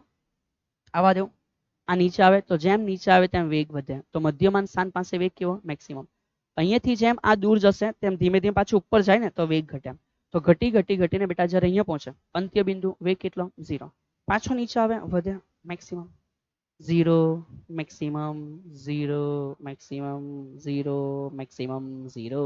hope you get it perfectly. ઠીક છે ચલિए તો તમે સમજવાની સાથે સાથે ફીલ કર્યું હશે અને ફીલ કરવાની સાથે સાથે જો આના ઇક્વેશન મગજમાં કમ્પ્લીટલી ફિટ કરી રહ્યો છો then it is too much good બેટા. ઓકે ચલો તો આપણે અત્યાર સુધી કોની વાત કરી સર? આપણે અત્યાર સુધી વેગની વાત કરી. હવે અહીંયા સમજો યાર સર શું કહે છે કે ભાઈ આપણને એવી વાત કરી કે સરળ આવર્ત ગતિ કરતા કણના સ્થાનાંતર અને વેગ વચ્ચેનો કડા તફાવત કેટલો? સર કડા તફાવત એટલે તો બેટા એને કહી શકાય ખૂણાની અંદર તફાવત. ચલી હવે અહીંયા સર એને અલગ રીતે બતાવે છે, થોડું સમજવા ટ્રાય કરો. x નું સમીકરણ શું છે સર? સમીકરણ છે a cos omega t plus 5. ચલિए કોઈ ના નથી. અને વેગનું સમીકરણ શું છે? a ઓમેગા eb માઇનસ એમાં હતું sir sin omega t plus 5. Okay તો કે હા સર. ચલો હવે તમને ખબર હશે કે π/2 એ વિધેય બદલાઈ જાય. તમને આઈડિયા હશે કે π/2 એ શું થાય બેટા? વિધેય બદલાઈ જાય. તો શું મેં અહીંયા બેટા π/2 એડ કરું અથવા બાદ કરું? સમજો સર શું કહે છે. મેં અહીંયા π/2 એડ કરું અથવા બાદ કરું તો શું મને cos મળે કે નહીં મળે? મળી જાય સર. sin છે π/2 પ્લસ ઓર π/2 માઇનસ, વિધેય ચેન્જ થઈ જાય, એ આવી જાય cos. ઇન શોર્ટ સમજો સર શું કહે છે કે આનો વિધેય cos છે અને આનો પણ વિધેય cos થઈ જશે જો અહીંયા એક્સ્ટ્રા એક π/2 હશે. તો આ લોકો બેની વચ્ચે જે ડિફરન્સ છે એ કોણ છે બેટા? એ ડિફરન્સ છે π/2. સમજો સર શું કહે છે આ બેની વચ્ચે જે ડિફરન્સ છે ખૂણાની અંદર એ કેટલો છે? π/2. આ જ વસ્તુને મેં તમને ધીમે ધીમે ગ્રાફ દ્વારા બી સમજાવીશ બેટા. સમજો એવું નથી કે આપણે વસ્તુ ખાલી બસ આ રીતે મેથેમેટિકલી સમજી, એને ગ્રાફ દ્વારા બી સમજીશું પણ ધીમે ધીમે. બટ રાઈટ નાઉ અત્યારે એ સમજો કે જે કડા તફાવત છે કોની વચ્ચે? આ બેની વચ્ચે એ કેટલો છે? તો કે સર એવું લખી શકાય કે કડા તફાવત π/2 છે અને ખૂણો છે જે આવશે શામાં? રેડિયનમાં. ચલિए આગળ વધીએ. સવાલ શું છે સમજો. સરળ આવર્ત ગતિ કરતા વેગ અને પ્રવેગ વચ્ચે કડા તફાવત. હજુ વાર છે બેટા. ओ भाई आप यहाँ पे कहाँ से आ गए? ચલો તે કામ કરો યાર, આપણે કામ કરીએ બેટા કે પહેલા પ્રવેગને બી ટાટા બાય બાય કહી દઈએ. ચલિए તો સવાલને ત્યાં જ રાખીએ. આપણે એક થિયરી છે કન્ટિન્યુ કરી દઈએ. ચલિए તો સર અહીંયાથી તમને એક થિયરી કન્ટિન્યુ કરાવે છે કે જે રીતે આપણે કમ્પ્લીટલી સમજી લીધું છે કે સરળ આવર્ત ગતિ માટે વેગ શું છે, આગળનો ભાગ કન્ટિન્યુ કરી દઈએ. સરળ આવર્ત ગતિ માટે પ્રવેગ શું છે. ચલિए તો સેમ ક્વેશ્ચન તમને કરવામાં આવશે. સમજો વિદ્યાર્થી મિત્ર સવાલ શું હશે? સરળ આવર્ત ગતિ. સરળ આવર્ત ગતિ માટે ક્વેશ્ચન કરવામાં આવશે કે તાક્ષણિક વેગ શું છે? તાક્ષણિક વેગ. ઓકે તો સરળ ઓહો વેગ ના બેટા, વેગ તો આપણે કમ્પ્લીટ કરી લીધો. તો અહીંયા સરળ આવર્ત ગતિ માટે જે પણ છે તાક્ષણિક પ્રવેગ હશે કે જેની આપણે સમજૂતી આપવાની છે. ઓકે તો શરૂઆત કરશું કે સરળ આવર્ત ગતિ માટે તાક્ષણિક પ્રવેગ કઈ રીતે? એક જ લાઈનમાં આખી થિયરી પતી જશે. કઈ રીતે? તો કે સૌથી પહેલા મને સ્થાનાંતર ખબર છે, વિકલન કરવાથી વેગ મળશે ને એ તમે સમજી લીધું. એનું વિકલન કરવાથી હવે જે મળશે ને શું કહેવાશે? પ્રવેગ કહેવાશે. ઓકે ચલિए તો શરૂઆત કરતા ગયા સાહેબ. કેવી રીતે છે સમજાવતા જાઓ. ચલિए તો બેટા સમજતા જાઓ. સૌથી પહેલા મેં એ જ શરૂઆત કરીશ. વેરી ફર્સ્ટ સરળ આવર્ત ગતિ માટે મને કમ્પ્લીટ ખબર છે કે સ્થાનાંતરનું સમીકરણ શું છે અને તમને પણ ખબર છે કે sir x is equal two a cos omega t plus શું છે? 5 છે. દરેક વસ્તુ લખી શકાય કે જ્યાં અમને ખબર છે કે a નો મિનિંગ શું હોય છે? કંપ વિસ્તાર. ઓમેગા કોણ છે? કોણીય આવૃત્તિ. 5 કોણ છે? સર 5 નો મિનિંગ છે પ્રારંભિક કડા. અને અમે એવું કહી દઈએ કે આ સમીકરણ 1 છે. ચલો વિધાઉટ એની ટાઈમ પાસ આપણે ભણી ચૂક્યા છે એટલે સર કન્ટિન્યુ કરે છે. આના પછી આપણે કર્યું કે જે સમીકરણ 1 છે, સમીકરણ 1 નું શું કરવાના સર? સમયની સાપેક્ષે વિકલન કરવાના. આશા રાખું છું કે આ સમજ પડ્યું હશે. સમીકરણ 1 નું સમયની સાપેક્ષે વિકલન. ચલો તો આનું વિકલનની આપણે શરૂઆત કરેલી તો સર લખી શકીએ કે dxy શું છે? dt છે. સો બી કન્ટિન્યુ. આના પરથી ખબર પડે કે એ અચળ હતું સર અને cos છે ને, આ cos નું વિકલન અમે કમ્પ્લીટ ભણી લીધું કે સર માઇનસ cos નું વિકલન થાય sin ઓમેગા t પ્લસ 5. પણ અમને ક્લિયર છે કે સર અહીંયા t સાથે એક્સ્ટ્રા નો સહગુણક ઓમેગા છે તો સહગુણક ગુણાકારમાં આગળ આવી જશે. આ મુજબ આપણે પદ્ધતિ સમજ્યા અને તેથી અહીંયા અમને સમીકરણ મળે કે માટે વેગ છે t સમયે કેટલો? So minus a omega sin omega t plus શું છે? 5 છે. અહીંયા સુધી આપણે લોકોએ કમ્પ્લીટલી સમજીને પૂરું કરેલું હતું જે આગળની થિયરી હતી. એટલા માટે અહીંયા સુધી કરવું પડશે કારણ કે પૂછેલું કોણ છે? પ્રવેગ છે. ઓકે ચલિए આટલી વસ્તુ ક્લિયર. બોલો હા, બોલો હા, બોલો હા. ઓ બોલો હા, બોલો તો નહીં તો ઘર આવીને બર્ગરનો ડૂચો માં દેવા મોઢામાં. ઓ હલો હલો બોલો હા. યસ ઠીક છે. તો આશા રાખું છું કે તમે કમ્પ્લીટલી આટલું તો સમજતા હશો. હવે શરૂઆત કરીએ પ્રવેગ માટે. બિલકુલ નવું નથી, એક જ સ્ટેપ એડ થશે સર. અમને સમજાઈ ગયું કે સમીકરણ 2 છે, વેગ આવી ગયો, પાછું વિકલન કરો તો પ્રવેગ મળશે. તો શરૂઆત કરીશું, લખીશું કે જે સમીકરણ છે 2 એ સમીકરણ 2 નો શું કરવાના, ફરી પાછું સમયની સાપેક્ષે વિકલન કરતા. ચલિए તો સર અહીંયા અમારી પાસે સમીકરણ કોણ છે, વેગ છે. તો સર લખે છે કે dv બાય શું છે, dt which is equal to d by dt which is equal to d by dt in the bracket સમજતા જાઓ માઇનસ એ ઓમેગા. સાહેબ જે છે બધું લેવાનું, તો કે હા યાર, હા ને, પપ્પાને થોડી આપી દેવાનું. Minus A omega sine omega T plus 5. તો લખે છે sir minus A omega in the sine omega T plus 5. બોલીએ હા કે બોલીએ ના, તો કે અહીંયા સર. ચલિए તો વેગનું સમયની સાપેક્ષે વિકલન કરવાથી જે પ્રાપ્ત થાય એ હશે પ્રવેગ ટી સમય which is equal to, ચલો એ અને ઓમેગા અચળ છે તો માઇનસ એ અને ઓમેગા અચળ છે. વિકલન કોનું કરવાનું છે, સાઇન નું. યાદ કર વિદ્યાર્થી મિત્રો, કોસ નું વિકલન માઇનસ સાઇન થયેલું, પણ સાઇન નું વિકલન કોસ છે. તો સાઇન નું વિકલન જે છે એ કોસ ઓમેગા ટી પ્લસ 5 છે. પણ અહીંયા આપણે જોઈ શકીએ છીએ સર ટી ની સાથે એક્સ્ટ્રા સહગુણક ઓમેગા છે, એ જ નિયમ એ આગળ આવી જશે. તો નાવ મેં એવું લખી શકું છું કે at is equal to omega omega, yes sir, તો માઇનસ એ ઓમેગા સ્ક્વેર, અને માઇનસ એ ઓમેગા સ્ક્વેર, અને વિધેય સાથે ચેક કરો તો કોણ છે, કોસ ઓમેગા ટી પ્લસ 5 છે. મારી કોઈ ના નથી વિદ્યાર્થી મિત્રો, આ પોતે પણ એક સમીકરણ છે પ્રવેગ માટે જે વિધેય અનુસાર છે. કોના અનુસાર છે, વિધેય અનુસાર છે. સમજો, ચલિए સમજતા જાઓ. પણ અહીંયા મને એ પણ આઈડિયા છે કે તમને બી આઈડિયા છે કે x નો meaning a cos omega t છે. તો a cos ઓમેગા t ભેગું થઈને x લખી શકાય? હા સર, ડેફિનેટલી. કેમ નહીં લખાય? કોણ આપણને ના પાડે? લાવો જો અમારી પાસે. ચાલો આ બાજુ આવી જાઓ. ઓ હેલો, આ બાજુ આવી જાઓ. a cos omega t meaning x છે. તો સર આખાનો મીનિંગ x થઈ ગયો. તો ફાઇનલી તમે એવું પણ લખી શકો કે માટે at is equal to minus આનો મીનિંગ x છે. તો એ થઈ ગયું x અને ઓમેગા સ્ક્વેર. તો ઓમેગા સ્ક્વેર x. હું આ રીતે પણ બહુ આસાનીથી પ્રવેગનું સમીકરણ લખી શકું છું. સર આ તો પેલા કરતા બી આસાન છે. યસ બેટા, તમે શીખો જેટલું જોરદાર છો તો આસાન હોવાનું જ નહીં યાર, હા ને. તો અહીંયા તમે એવું લખી શકો કે સમીકરણ નંબર અને આપી દે નંબર 3 છે સર, અને આને આપી દે નંબર 4 છે. તો તમારા સમક્ષ તૈયાર થઈ ગયું કે જે સમીકરણ કયું છે, 3 અને 4. એ શું છે, તો કે ભાઈ એ માંગેલો સવાલ કે સરળ આવર્ત ગતિ માટે પ્રવેગ છે. તો આશા રાખું છું કે યાર આ વસ્તુ તમે આરામથી સમજી ગયા હશો, અને હવે તમે રાહ જોતા હશો કે સર આ થિયરી ઇમ્પોર્ટન્ટ થિયરી હોવી જોઈએ, અને આ ઇમ્પોર્ટન્ટ થિયરી સર 5 માર્કમાં પૂછાવી જોઈએ. સર 5 માર્કમાં આઈ ડોન્ટ નો બેટા, 3 માર્કમાં આવી શકે. ઓ ભાઈ હેલો, 3 માર્કમાં આવી શકે. ઇમ્પોર્ટન્ટ ક્વેશ્ચન છે, કોઈ ના નથી, હે ને. IMQ ના સર, IMP. તમને કોણ આવું બધું સમજાવે છે? IMP બેટા. ચાલ, ઇમ્પોર્ટન્ટ ક્વેશ્ચન. ઓકે, ચલિए તો આશા રાખું છું કે તમે કમ્પ્લીટલી આ પ્રવેગ છે એને પણ ક્લિયર કરી ચૂકેલા હશો. અને હવે સર અહીંયાથી તમને એક નાનું ઇક્વેશન છે એ યાદ કરાવી દે છે. પણ સર ઇક્વેશન યાદ કરવા પહેલા ખાસ કિસ્સા જોઈ લઈએ. યસ બેટા, તો ઇક્વેશન યાદ કરવા પહેલા આપણે એકવાર ચેક કરી લઈએ કે હવે કોણ છે ખાસ કિસ્સા છે. તો એ જે ખાસ કિસ્સા છે, ફરી પાછા કેટલા ખાસ કિસ્સા આપણે જોશું, તો કે 2. ચલિए નંબર 1 આપણે કયા બિંદુ માટે, મધ્યમાન સ્થાન. તો જે મધ્યમાન સ્થાન છે એ મધ્યમાન સ્થાન માટે આપણને શું ખબર પડે, સર મધ્યમાન સ્થાન માટે x નો આન્સર છે એ 0 આવે. તો માટે હવે મને ખબર પડે કે પ્રવેગ કેટલો હશે. તો પ્રવેગનું સમીકરણ છે માઇનસ ઓમેગા સ્ક્વેર x. હા કે ના?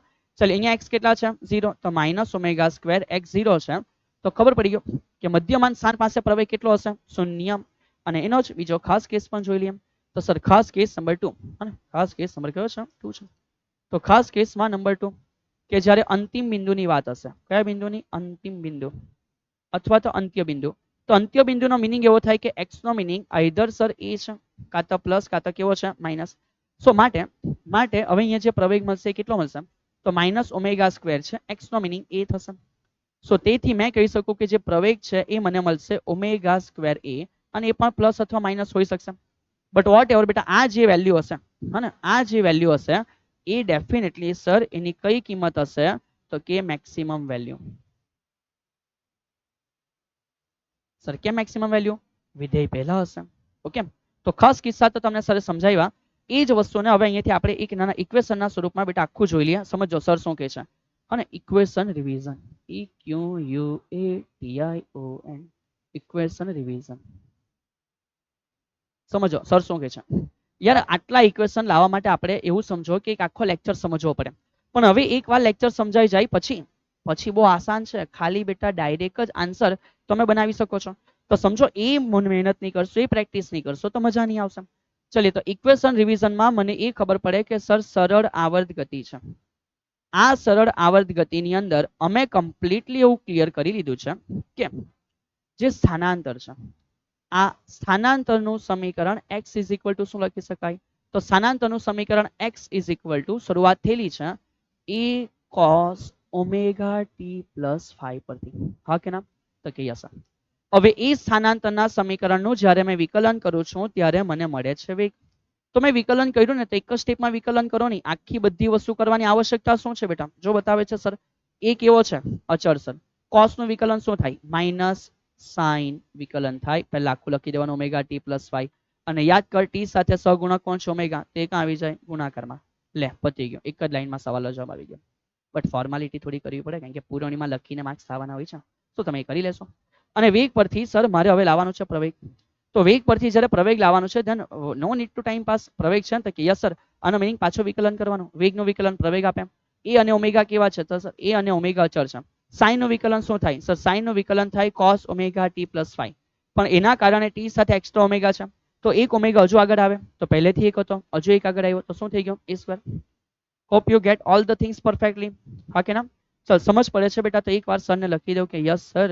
આરામથી સમજ પડી જાય છે દરેક થિયરીઓ. લખો યાર. ચલો પુશ રાઈટ કન્ટિન્યુ. ચલ યાદ કરો એ કોણ છે? તો સર હવે અહીં લખી શકે કે જે આ x છે ને, સર લખી શકે કે ભાઈ જે આ x છે ને એની મેક્સિમમ કિંમત કોઈ મને પૂછે તો અમે કહીશું કે a છે, એટલે કંપ વિસ્તાર. તો એવી રીતે સમજ બેટા, કોઈ મને પૂછે કે આ વેગ માટે મેક્સિમમ કેટલી કિંમત હશે તો સર એ જ કહે છે કે જે વિધેય પહેલા છે એનું મહત્તમ મૂલ્ય. અને માનાંકમાં આપણે ખાલી મૂલ્યની વાત કરતા છે. એ કોણ છે? એ ઓમેગા છે. અને એ રીતે સર મને પૂછે કે એ મેક્સિમમ કેટલો? પ્રવેગ મેક્સિમમ કેટલો? તો ઇટ્સ ઓકે, જે વિધેય છે એના પહેલા જે કિંમત છે બેટા એ કેટલી છે? એ ઓમેગા સ્ક્વેર છે. ઓકે, દરેક વસ્તુ આસાન ભાષામાં સમજાઈ ગઈ. ઓકે, આના સિવાય બીજા બે સમીકરણ આપણી પાસે છે. સર એ બે સમીકરણ કયા છે? ઓ મારા બચ્ચા, એ બે સમીકરણ આ છે કે વેગનું સમીકરણ શું છે? આના સિવાય માઇનસ ઓમેગા અંડર રૂટમાં a square minus x square, કોઈના નથી. અને આનું સમીકરણ શું છે? માઇનસ ઓમેગા સ્ક્વેર એક્સ છે. તો આને બી ભૂલવાનું નથી, આને પણ ભૂલવાનું નથી. ઓકે, ચલો તો આ કમ્પ્લીટલી ઇક્વેશન તમને રિવાઇઝ થયા હોય ડેફિનેટલી એકવાર પ્રયત્ન કરજો પોતે લખી જવા માટે. લખાઈ ગયું તો સમજો યાર, થિયરી એકદમ કમ્પ્લીટ સમજાઈ ગઈ. હવે અહીંયાથી આપણે આગળ વધ્યા. હવે અહીંયાથી તમને હું સમજાવું છું આ દરેક વસ્તુ કેવી રીતે છે.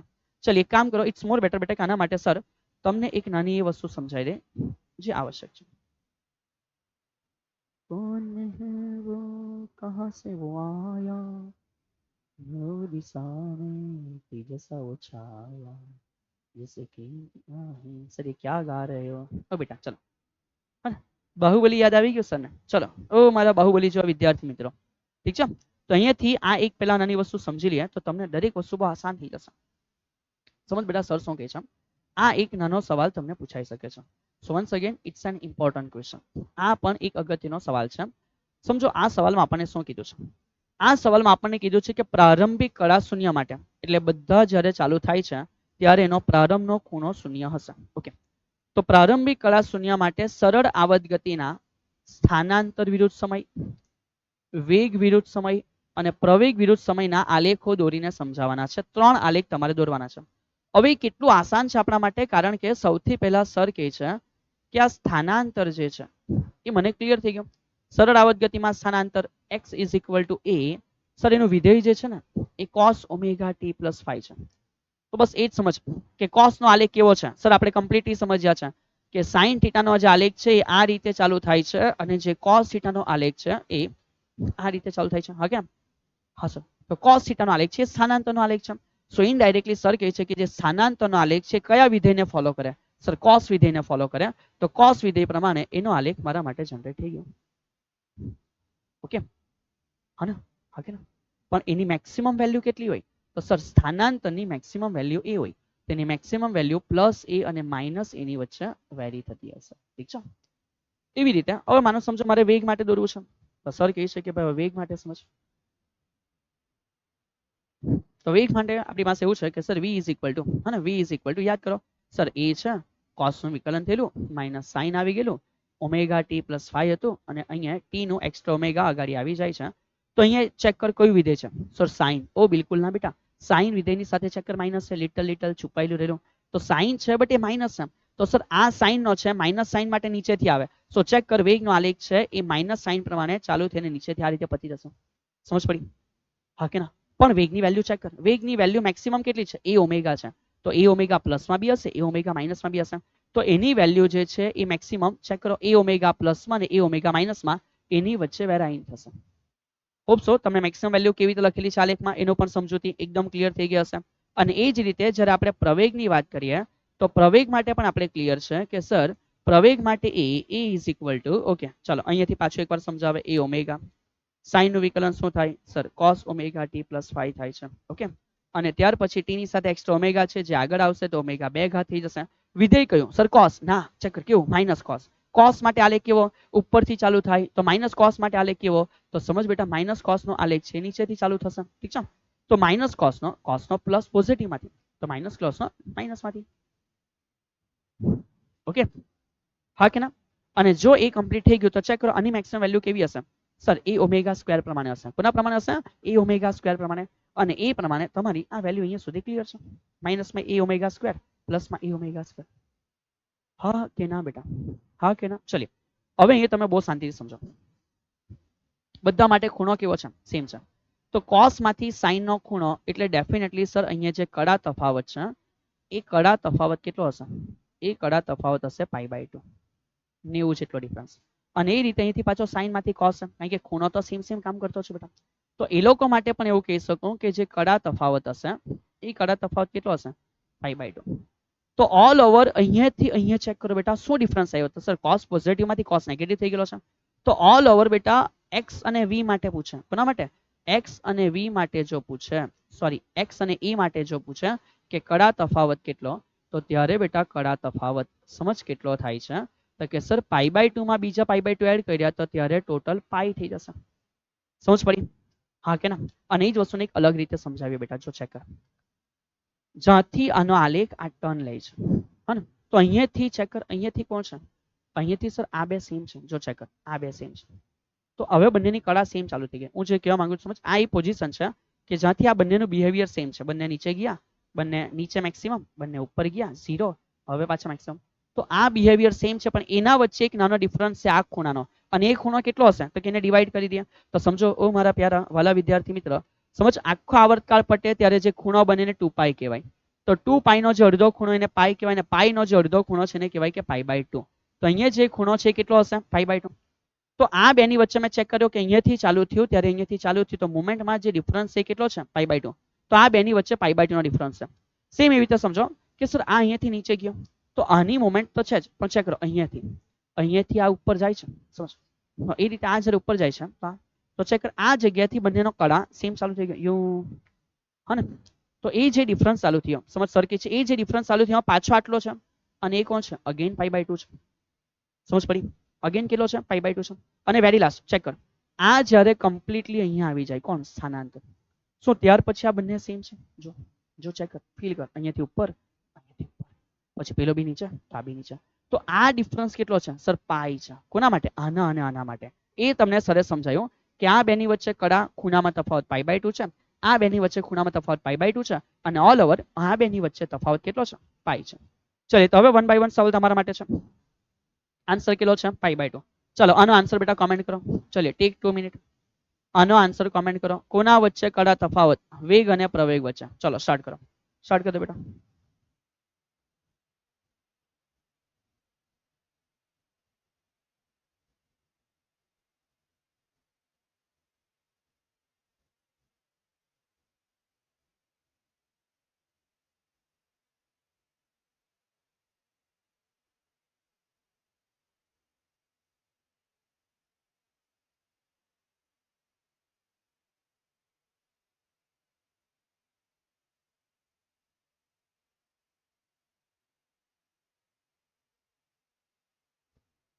Okay, hello hello hello sir તમે ક્યાં ગયા? અલ્યા બેટા સર અહીંયા જ છે. ઓકે ચલો થઈ ગયો આનો આન્સર. ઓકે ચલિए બી કન્ટિન્યુ. આના પછીનો જે જવાબ છે સમજો.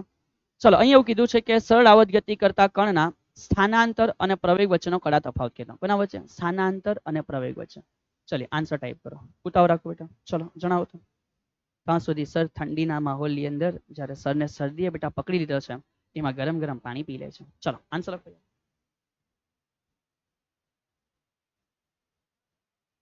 ચલિए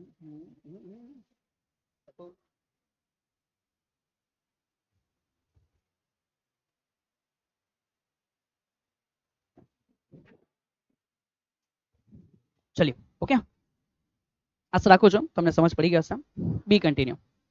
હવે અહીંયાથી એક નાનો એમસીક્યુ છે, જે એમસીક્યુમાં આપણને એવો પ્રશ્ન કર્યો છે કે સર સરળ આવર્ત ગતિ કરતા કણની પ્રારંભિક કળા. ચલો, પ્રારંભિક કળાનો મિનિંગ શું છે sir? Phi. Phi is equal to pi by 4 છે. 10 દોલનો પછી, 10 દોલનો પછીની કળા કેટલી? તો ચલીએ સર સમજાવે છે કે કળાનો મિનિંગ શું છે. તો કે સર જે કળા છે એનો મિનિંગ આપણે એવું સમજતા છે કે ઓમેગા ટી પ્લસ શું છે? પાઈ છે. અહીંયા કોઈ ના નથી, પણ સમજ જ્યારે દોલનોની વાત હોય બેટા, અથવા જ્યારે તરંગોની વાત હોય, તો જ્યારે કમ્પ્લીટલી એક તરંગ પૂરું થાય તો આપણે ભણી ચૂક્યા છે સર, અહીંયા ખૂણો 0 અને અહીંયા ખૂણો 2 પાઈ હોય. તો એક તરંગની અંદર ખૂણો કેટલો બને? 2 પાઈ. તો એના જ આધારે સર કહે છે કે જો આપણને દોલનોની સંખ્યા આપેલી હશે તો ત્યારે મેં કળા માટે કયું પ્રકારનું અહીંયા એક ઇક્વેશન વાપરીશ કે સર એકચ્યુઅલમાં એના માટે એનો પ્રારંભનો ખૂણો હશે જ્યાંથી એ શરૂઆત થયો હશે બેટા દોલન કરવાનો, વત્તા 2 પાઈ જો સર એક દોલન પૂરું કરે, હજુ 2 પાઈ જો બીજું દોલન પૂરું કરે, હજુ 2 પાઈ જો ત્રીજું દોલન પૂરું કરે, તો લખી શકું n. n એટલે કોણ છે? n એટલે છે વિદ્યાર્થી મિત્ર દોલનની સંખ્યા. શું છે? દોલનની સંખ્યા. સો ઓલ ઓવર હવે આનો જે આન્સર છે આસાન છે કે ચાલુ ક્યાંથી થયું? તો ચાલુ ત્યાંથી થયું જ્યાં ખૂણો પાઈ બાય 4 છે, વત્તા 2 પાઈ દોલનોની સંખ્યા કેટલી છે સર? 10 છે. ચલીએ તો સર લખી શકે કે પાઈ બાય 4 વત્તા 10 દો કેટલા થશે? 20 પાઈ. તો અહીંયા થઈ ગયો 20 પાઈ. સો ફાઇનલી 4 ઉપર જાય લસાવા માટે, ઠીક છે. તો 4 ગુણ્યા 20 એટલે કેટલા થયા? તો કે 80. 80 અને હજુ એક એટલે કેટલા થયા? 81. સો 81 પાઈ બાય 4 અને જે આન્સર છે એ શામાં છે? રેડિયનમાં છે. ઓકે, તો આ બી આસાન રહેશે, કોમન ક્વેશ્ચન છે. Be continue. હવે શું કીધું છે? સરળ આવર્ત ગતિમાં કયા બિંદુએ વેગ અને પ્રવેગ શૂન્ય થાય? ઓહો હો, ચલિए સમજો. આપણે ફીલ કર્યું છે બટ આપણે ખાલી ગોખી નથી કાઢ્યું, સમજ. તો એ જે ફીલ કર્યું છે એની અંદર આપણે એકદમ કમ્પ્લીટ ક્લિયર છે કે સર આ જ્યારે સ્પ્રિંગ છે અને એ જ્યારે સ્પ્રિંગ છે એમાં અમે એવું જાણીએ છીએ કે સર આ જે પોઝિશન છે અને આ જે પોઝિશન છે અને સર આ જે પોઝિશન છે, તો સમજ એને આપણે ક્લિયર કરીએ. તો એકચ્યુઅલમાં આ પોઝિશનનો meaning x is equal to 0 છે અને એવું કહેવાય કે આ મધ્યમાન સ્થાન છે. ઓકે, આ પોઝિશનનો meaning x is equal to A positive છે અને એવું કહેવાય કે આ કોણ છે? અંત્ય બિંદુ છે. અને કહેવાય કે આ અંત્ય બિંદુ છે. સિમિલર અહીંયા પણ x ઇઝ ઇક્વલ ટુ કોણ છે? માઇનસ a છે ને એને પણ એવું કહેવાય કે આ કોણ છે? અંત્ય બિંદુ છે. ચલો ફીલ કરીને ક્લિયર છે.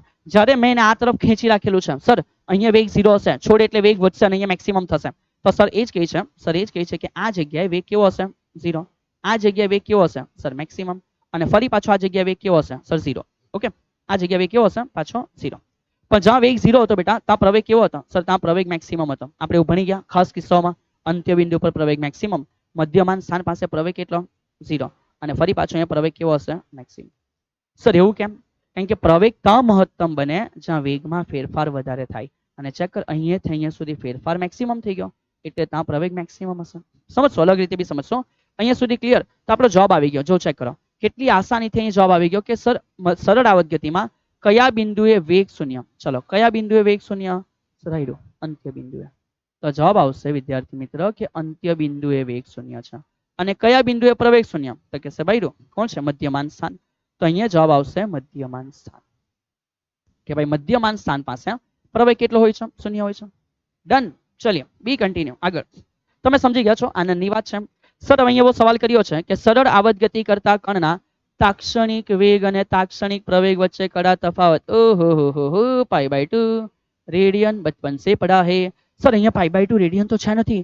ઓહો હો બેટા અહીંયા છે ને એકદમ નાની લિટલ બુદ્ધિ દોડાવવી પડશે. એકદમ સિમ્પલ દિમાગ છે ભાઈ, આમાં પાઈ બાય 2 છે ખબર જ છે. ચલો જેની પાસે કોમન સેન્સ છે એ કોમેન્ટની અંદર લખી દેશો, હે ને? અને જેની પાસે નથી એ કોમેન્ટ બોક્સની અંદર વાંચી લેજો.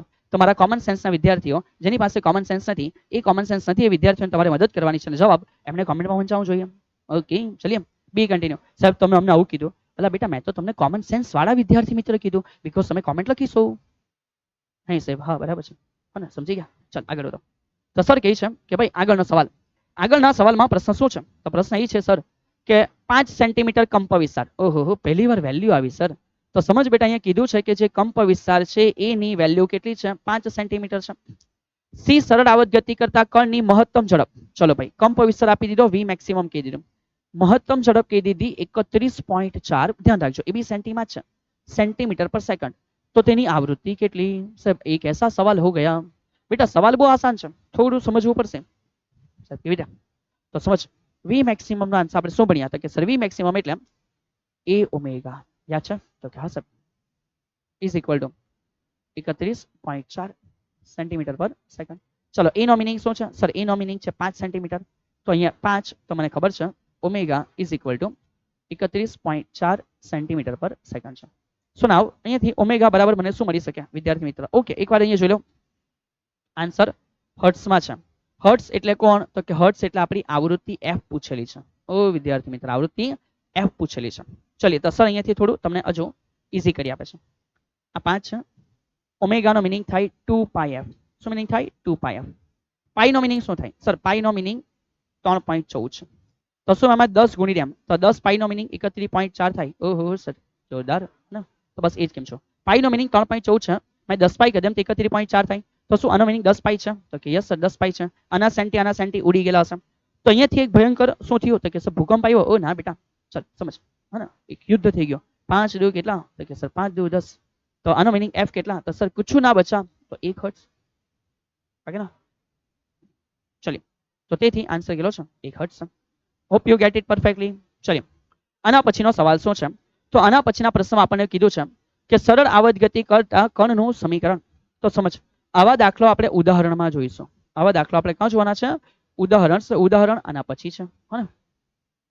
તો y બરાબર આ એક સરળ આવર્ત ગતિ દર્શાવે છે, સોરી આવર્ત ગતિ દર્શાવે છે, અને આ પણ એક આવર્ત ગતિ દર્શાવે છે। તો ધ્યાન રાખજો આ બંને ભેગા થઈને જે બનાવશે એ સરળ આવર્ત ગતિ હશે। ઠીક છે, એને ડિટેલમાં દાખલાઓ સાથે સમજીશું। પૂછ્યું છે કે કંપ વિસ્તાર કેટલો? તો જ્યારે પણ કંપ વિસ્તાર પૂછે તો અહીંયા જે વેલ્યુ બેટા સાઇન પ્રમાણે બદલાતી છે, મેક્સિમમ આન્સર કેટલો થાય? તો આ આખાનો મેક્સિમમ આન્સર કેટલો હશે? 3 હશે। અને જે કોસ પ્રમાણે બદલાય એમાં કોસનો પણ મેક્સિમમ આન્સર કેટલો? 1। તો આનો પણ મેક્સિમમ આન્સર 1 હશે, ત્યારે આનો જે કંપ વિસ્તાર થશે કેટલો થશે? 4। તો હવે મને ખબર પડે સર મેક્સિમમ વેલ્યુ એટલે શું? તો કે આ પહેલો ઘટક માનો કે આ y1 છે, આ બીજો ઘટક એટલે કે માનો આ y2 છે। તો બેટા આનો મિનિંગ કંપ વિસ્તાર, કંપ વિસ્તાર એટલે શું? તો કે સર કંપ વિસ્તાર એટલે મેક્સિમમ વેલ્યુ। તો જે કંપ વિસ્તાર તૈયાર થશે લખી શકાય કે સર મૂલ્ય ઘટકોના વર્ગોના સરવાળાનું વર્ગમૂળ। તો પહેલો છે 3 નો વર્ગ અને બીજો છે 4 નો વર્ગ। તો ઓલ ઓવર 9 અને 4 16 નો વર્ગમૂળ એટલે 25 અને 25 નો વર્ગમૂળ 5। સો મેં કહી શકું કે અહીંયા આન્સર કેટલો થશે? 5 થશે। વી કન્ટિન્યુ। હવે શું કીધું છે? ચલિए હવે આજે પ્રશ્ન છે બેટા મેં એવું કીધું છે જ્યારે સરળ આવર્ત દોલકનું સ્થાનાંતર 0.02 મીટર થાય। ચલિए કોની વાત કરી? સ્થાનાંતર। તો અહીંયા જે આપ્યું છે સર લખે છે કે સરળ આવર્ત ગતિમાં આપણને સ્થાનાંતરનું મૂલ્ય આપ્યું છે કે સ્થાનાંતર x is equal to 0.02 meter છે, તથા એનો પ્રવેગ આપેલો છે। ચલિए ખાલી પ્રવેગ કીધું છે બેટા, મહત્તમ નથી કીધું। તો જે પ્રવેગ છે એની પણ વેલ્યુ આપી કે a is equal to 2 meter per second square છે। Be continue. ત્યારે તેની કોણીય આવૃત્તિ કેટલી થશે? તો મને અહીંયા પૂછ્યું છે કોણીય આવૃત્તિ, ઇટ મીન્સ કોણીય આવૃત્તિ ઇટ મીન્સ અને ઓમેગા કેવા છે? તો કોણીય આવૃત્તિ મને પૂછ્યું છે omega is equal to question mark. ચલિए કેવી રીતે લાવશો? તો એને લાવવા માટે એકદમ સિમ્પલ વસ્તુ, મારી પાસે એક સમીકરણ છે સર કે જે પ્રવેગનું છે। તો સરળ આવર્ત ગતિમાં પ્રવેગ માટે આપણે ક્લિયરલી ભણ્યા કે સર પ્રવેગ a ઇઝ ઇક્વલ ટુ શું છે sir? a is equal to minus omega square x। Value માટે જો તો ખાલી એ વેલ્યુ હશે તો માની લો કે એ પ્લસ આપણે લઈ લઈએ છીએ। તો ફાઇનલી મને ઓમેગા જોઈએ તો ઓમેગાના વર્ગનો મિનિંગ થાય a ના છેદમાં શું હશે? x, ઓકે ના? અને વર્ગ સામે જાય તો કે સર આસાન છે, વર્ગ સામે જાય તો omega is equal to under root a by શું હશે? x હશે। So now omega is equal to under રૂટમાં ચેક કરો a ની વેલ્યુ કેટલી છે સર? 2 છે। x ની વેલ્યુ કેટલી છે? 0.02 છે। તો માટે ઓમેગા ઇઝ ઇક્વલ ટુ ઓહો સાહેબ હવે એ તમારું કામ છે યાર, આટલું કોમન કામ તમે આરામથી કરી શકશો। જો તમને કમ્પ્લીટલી આન્સર સમજ પડે છે તો તમે મને લખી શકો છો કમેન્ટની અંદર, બીકોઝ હવે કેલ્સી છે અહીંયાથી કોમન છે યાર, શું થઈ શકશે? તો તમે લખી શકો છો કે સર આન્સર શું આવશે? 10 રેડિયન પર સેકન્ડ, 0.1 રેડિયન પર સેકન્ડ, 100 રેડિયન પર સેકન્ડ કે 1 રેડિયન પર સેકન્ડ। ઠીક છે, હા કે ના? ચલિए ટ્રાય કરો, આસાન રીતે આ એમસીક્યુ તમે સમજી શકો છો જો વિદ્યાર્થી મિત્ર તમને પ્રવેગ છે ને એનું સમીકરણ ક્લિયર હશે। ઓકે ચલિए આગળનો પ્રશ્ન। ચલો હવે આ જે આપ્યો છે આનો આન્સર તમે આરામથી લખી શકશો। ચલિए સર તમને આપે છે 2 મિનિટ બેટા, 2 મિનિટ છે, આનો આન્સર મને લખી બતાવો કે ભાઈ આનો આન્સર શું આવશે। ચલિए ટેક યોર ટાઈમ, બહુ ઈઝી છે બેટા। ચલિए પૂરું કરો, શું થશે આમાં?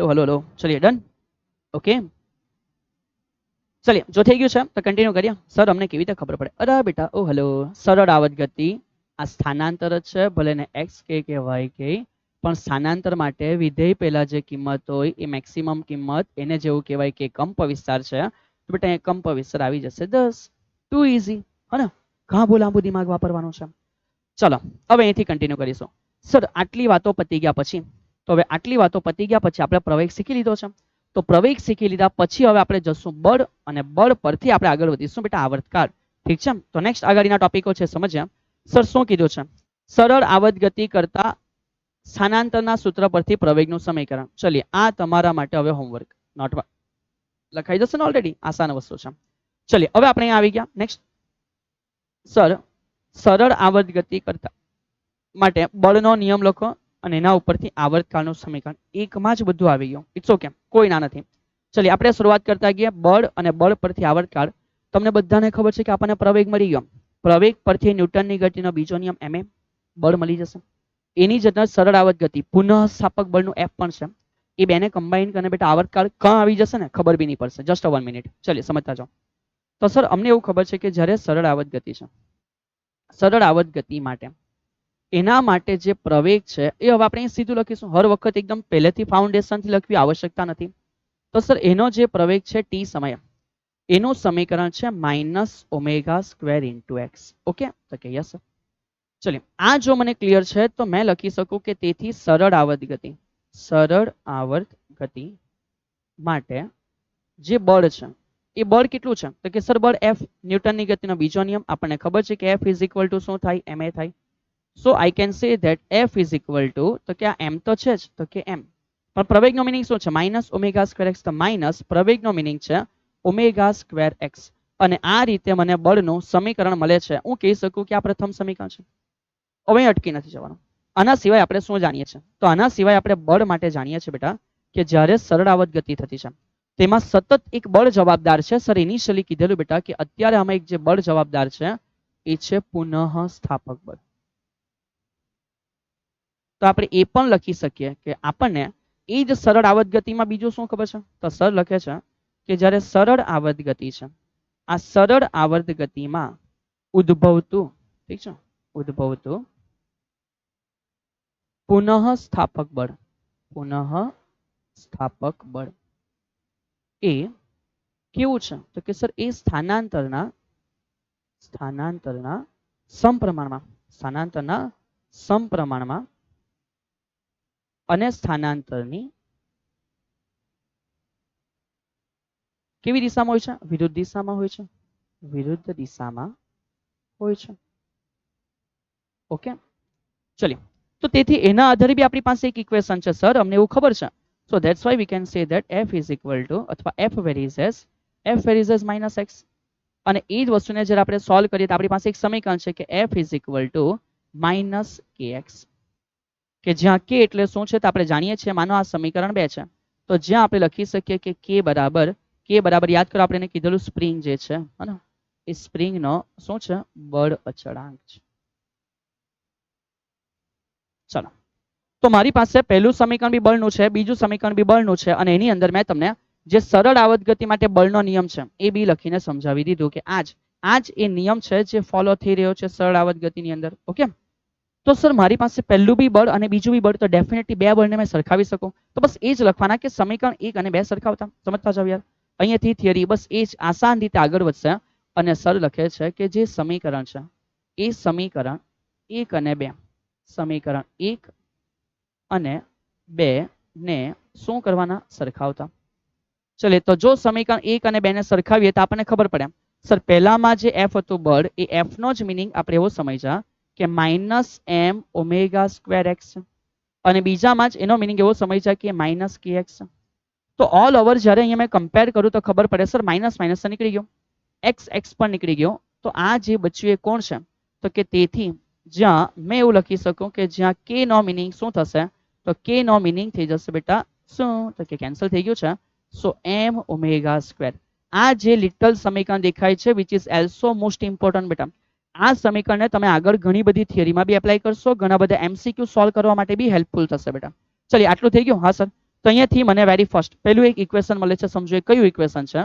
તો મને અહીંયાથી મળે માટે માટે મેં લખી શકું કે ઓમેગાનો વર્ગ ઇઝ ઇક્વલ ટુ કે બાય એમ. અને અહીંયા મને મળી ગયો ઓમેગા, તો લખી શકું કે કોણીય આવૃત્તિ. સમજો કોણીય આવૃત્તિ. આ કોણીય આવૃત્તિ ઓમેગા બરાબર મેં પ્રાપ્ત કરું છું કે ઉપર કે છે અને નીચે એમ છે, તો થઈ જશે કે બાય એમ. શું થઈ જશે? કે બાય એમ થઈ જશે. ઓકે, તો પહેલું સમીકરણ મને કોણીય આવૃત્તિ માટે પ્રાપ્ત થઈ ગયેલું છે. અને આ બી જરૂરી છે. કોઈ વખત અહીંયા પણ સવાલ અટકી જાય કે ખાલી કોણીય આવૃત્તિ લાવો. ચલો આગળ વધીએ. કોણીય આવૃત્તિ પછી આપણે શું જાણીએ છીએ? તો બીજી વાત આપણે આના પરથી લખી શકીએ રેખીય આવૃત્તિ માટે. સમજો કેવી રીતે? શું આ જ ઓમેગાનો મિનિંગ 2πf છે? તો કે યસ સર, આનો જ મિનિંગ 2πf છે. સો 2πf નો વન્સ અગેન મિનિંગ શું થઈ ગયો? √k/m થઈ ગયો. અને તેથી જો અહીંયાથી હવે આપણે આગળ વધીએ. સમજો તેથી જો હવે અહીંયાથી બેટા આપણે આગળ વધીએ છીએ. ચલો સમજતા જાઓ. તો માટે સર એવું કહી શકે, ઓ મારા પ્યારા વિદ્યાર્થી મિત્ર, એફ એટલે કોણ છે? તો એફ એટલે આવૃત્તિ છે. અને પ્રાકૃતિક આવૃત્તિ કહી શકો તો f is equal two, sir આ 2π છે છેદમાં જતા રહ્યા, તો 1/2π √k/ શું આવી ગયું? એમ. અને આ જે મારા માટે ઇક્વેશન તૈયાર થઈ ગયો સ્ટુડન્ટ્સ, એ ઇક્વેશન નેક્સ્ટ હવે. ઓકે, આવૃત્તિનું સમીકરણ છે. અને જો આવૃત્તિનું સમીકરણ મળી જાય તો આપણે જાણીએ છીએ કે જે આવર્તકાળ છે, ઓકે, આ આવર્તકાળનો મિનિંગ શું છે? આપણે લાસ્ટ લેક્ચરમાં જ ભણી ગયા કે આવર્તકાળ એ 1/f આવૃત્તિનો વ્યસ્ત છે. માટે અહીંયાથી આગળનું સમીકરણ પણ તૈયાર થઈ ગયું કે આવર્તકાળ માટે આપણે શું લખી શકીએ? સો આવર્તકાળ t ઇઝ ઇક્વલ ટુ, આખું સમીકરણ બેટા ચેન્જ કરી દેવાનું છે. ઓકે, આખા સમીકરણને ચેન્જ કરી દેવાનું છે. તો લખી શકાય કે આવર્તકાળ t ઇઝ ઇક્વલ ટુ 2π છેદના બદલે અંશમાં જતા રહેશે અને અંડરરૂટમાં કે ઉપરની હવે નીચે અને એમ આવી જશે ઉપર. અને આ થઈ ગયું તમારા માટે આવર્તકાળનું equation which is again most important બેટા. સમજ? ઓકે, તો તમારા માટે અહીંયાથી કમ્પ્લીટલી આખું જે બળ છે એની સમજૂતી પણ એકદમ ક્લિયર થઈ ગઈ, આસાનીથી તમે સમજી લેશો. અને એમાં સમીકરણ 1 અને 2 ને કમ્પેર કરતા આપણે પહોંચી ગયા કે આવર્તકાળના સમીકરણને પણ કેવી રીતે લાવી શકાય. સો હવે અહીંથી દમ તમારો છે બેટા કે તમે કેટલી વ્યવસ્થિત રીતે બાકીની તૈયારીઓ કરી શકો છો. ચલો, તો આજે આવર્તકાળ જે સમજવાનો છે ને આપણે એકદમ પ્રોપર વેમાં સમજી લીધું છે. હવે આવર્તકાળ સમજાઈ જાય પછી શું છે? તો કે તમે એ જ સરળ આવર્ત ગતિ માટે જે પણ ગતિ ઉર્જા છે, સ્થિતિ ઉર્જા છે, યાંત્રિક ઉર્જા છે, એ પણ લાવી શકો છો. ચલો પહેલા અહીંયા સુધી ક્લિયર કરી લઈએ. સર આપણે જે પણ અત્યારે શીખ્યા એ સરળ આવર્ત ગતિ માટે બળના નિયમ પરથી સ્થાનાંતરનું સૂત્ર. હે સાહેબ, આ કેવી રીતે? તો બેટા સમજ, આ હોમવર્ક છે પણ કરશો તમે. સૌથી પહેલા સર કહે છે કે બળ કેટલું છે? Sir F is equal to minus m omega square x. હા કે ના? તો કે યસ સર, એકદમ બરાબર વાત છે. તો માટે સર કહી શકે f નો મિનિંગ શું છે? ma છે. Is equal two m omega square into શું છે? x. તો સર કહી શકે કે માટે પ્રવેગ કેટલો છે? Minus omega square x. હવે જેવી રીતે આપણે જ્યારે x હતું, હા ને, એક એક્સ્ટ્રા ક્વેશ્ચન છે, આને બહુ ટેન્શન નહીં લે બેટા, એક્સ્ટ્રા ક્વેશ્ચન છે એવું સમજ. ઠીક છે, મગજને પેલો લોડ નહીં આપતો, આવશ્યક નથી કે આ કરે તો જ આગળ. આ એકચ્યુઅલી એક ઊંધી પ્રોસેસ છે જે આપણે લઈ આવ્યા એના માટે એક ઊંધી પ્રોસેસ છે. તો સર હવે પ્રવેગ પરથી હું કેવી રીતે જવા? તો અંતરનું વિકલન વેગ, વેગનું વિકલન પ્રવેગ. તો પ્રવેગનું સંકલન સમયની સાપેક્ષે. સમજ સર શું કહે છે? સંકલન કરશો સમયની સાપેક્ષે. તો અહીંયા પણ માઇનસ ઓમેગા સ્ક્વેર અચળ છે. x એટલે કોણ છે? સર x એટલે અમને યાદ છે એ cos ઓમેગા t હતું. ઠીક છે, ઓમેગા t પ્લસ 5 છે ઇન્ટુ અહીંયા શું છે? dt છે. તો અહીંયા સમયની સાપેક્ષે વિકલન કર્યો. સમજ, સમય સાથે વિકલન, સમયને અનુલક્ષીને સોરી વિકલન સંકલન, સમયને અનુલક્ષીને શું કરવામાં આવે છે? સંકલન કરવામાં આવે. ઊંધી પ્રોસેસ ચાલુ થાય. તો આનો મિનિંગ કે વેગ મળી જાય which is equal to minus omega square, એ અચળ છે. કોસ નું સંકલન શું થાય વિદ્યાર્થી મિત્ર? સાઇન નું વિકલન કોસ કેવો થયો? તો કે પ્લસ. તેવી રીતે કોસ નું વિકલન સાઇન કેવો થયો? માઇનસ. તો કોસ નું સંકલન કરો તો સાઇન પોઝિટિવ આવશે. તો અહીંયા સાઇન ઓમેગા ટી પ્લસ 5 મળશે. અને જેવી રીતે તમે વિકલન કરેલું તો ઓમેગા ગુણાકારમાં આવલો, એવી રીતે ચેક કરો બેટા. આનું અહીંયા સંકલન છે તો જે સહગુણક છે એ ભાગાકારમાં આવશે. અને એ રીતે તમે અહીંયા બહુ ઇઝીલી ચેક કરી શકો કે ઓમેગા અને ઓમેગા એ કેન્સલ થઈ જશે. તો ફાઇનલી મને v મળે કે v is equal to minus, check કરો, a ઓમેગા. તો કે યસ સર, a ઓમેગા. અને વિધેય કયું છે? સાઇન ઓમેગા ટી પ્લસ 5 છે. હોપ સો અહીંયા સુધી સમજ પડી હશે. આ શું આવ્યું? આ આવ્યો વેગ. આ શું આવ્યું? આ આવ્યો વેગ બેટા. હજુ આપણે ક્યાં જવાનું છે? સ્થાનાંતર સુધી. ઓ સાહેબ કેવી રીતે દસો? ચલિए જસ્ટ એક્સ્ટ્રા થિયરી છે, સમજી મૂકો યાર, છે તો બતાવું છો. તો માટે વેગ v is equal to minus a omega છે, એની પાસે વિધેય છે સાઇન ઓમેગા ટી પ્લસ 5. चलिए फरी पाछो सेम स्टेप सर શું કરવાના તો કે આપણે કરવાના સમયને અનુલક્ષીને સમયને અનુલક્ષીને સંકલન ઓકે તો તમે જ્યારે એવું કરશો તો ત્યારે હું જોઈ શકું કે ઇન્ટિગ્રેશન v ઇન્ટુ dt હશે સર અહીંયા a અને ઓમેગા અચળ છે તો સંકલનમાં જે થશે એ કોણ હશે sin omega t plus phi into શું હશે dt હશે ઓકે વેગનું સંકલન કરવાથી જે મળે એને સ્થાનાંતર કહેવાય minus a omega sir sine નું જે સંકલન છે એ થાય minus cos omega t plus phi okay અને એમની અંદર પાછો સર t સાથે સહગુણક ઓમેગા છે જે ભાગાકારમાં આવશે જ્યારે સંકલન ચાલતું હોય તો તમે જોઈ શકો કે ઓમેગા અને ઓમેગા કેન્સલ થઈ ગયો and finally what I get x is equal to minus minus plus છે a cos omega t plus phi છે તો જે આપણે આખી થિયરી બેટા ભણી આખા લેક્ચરમાં જસ્ટ એક થિયરીમાં આખી થિયરી ઉલટાઈ કાઢી ચેક એક થિયરીમાં આખી થિયરી ઉલટાઈ ગઈ ઠીક છે તો મેં નથી કહેતો કે આને બેટું બહુ લોડ લેવું બટ તમારે કરવું હોય તમારે સમજવું હોય તો તમે સમજી શકો મેથ્સના વિદ્યાર્થી માટે આ ઇમ્પોર્ટન્ટ વસ્તુ રહેશે ઓકે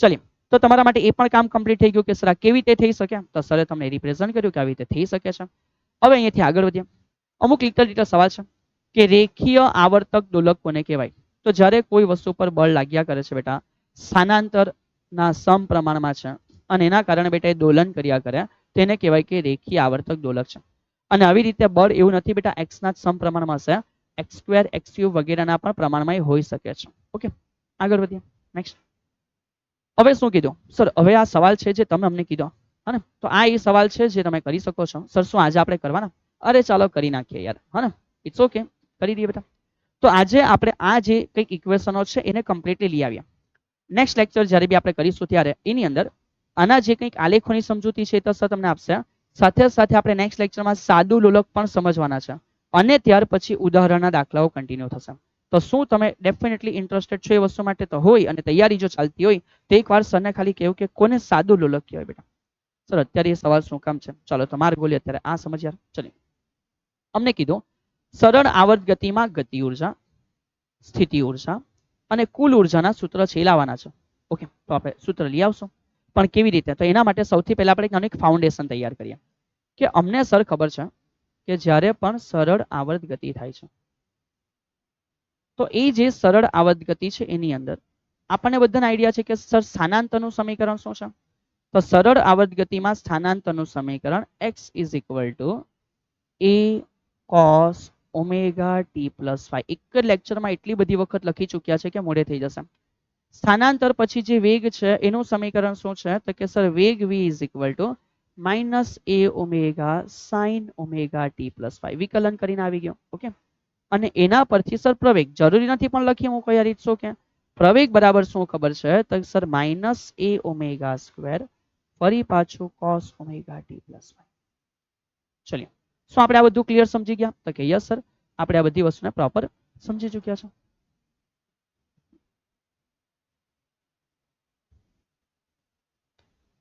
હવે આપણે કન્ટિન્યુ કરશું very first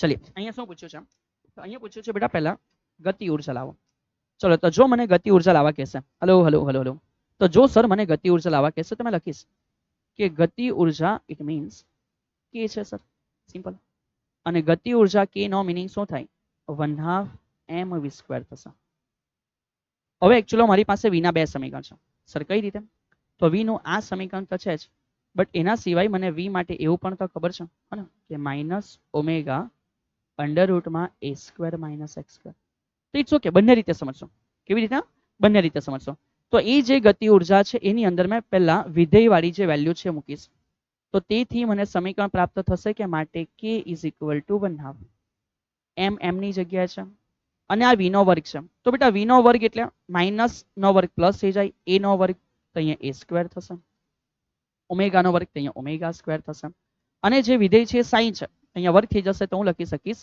sine square omega t plus 5 understood yes sir ચલો અને અહીંયાથી માટે મેં કહી શકું કે માટે મને ગતિ ઉર્જા k બરાબર શું મળે છે તો ગતિ ઉર્જા k બરાબર 1/2 m omega square a square into વિધેય એની સાથે સાઇન નથી પણ સાઇન સ્ક્વેર છે ઓમેગા t પ્લસ 5 છે તો મને આ રીતે અહીંયા પ્રાપ્ત થયું એક ગતિ ઉર્જાનું સમીકરણ શું અમારે ધ્યાનમાં રાખવાનું હા બેટા ધ્યાનમાં રાખવાનું એટલે મોડે બી થઈ જશે ને કરી નાખવાનું છે તો આ મારા માટે એક ગતિ ઉર્જાનું સમીકરણ છે કોઈ ના નથી જસ્ટ ઇક્વેશન નંબર અને કંઈક આપી દે 1 2 3 તો કે 1 આપી દો સર સર શું આ જ આપી દઈએ તો નહીં ચાલે, બીજું ઇક્વેશન નહીં બનાવીએ તો નહીં ચાલે? બેટા ચેક કરી લો ને યાર, કામનો હશે તો જ સર કહેતા હશે.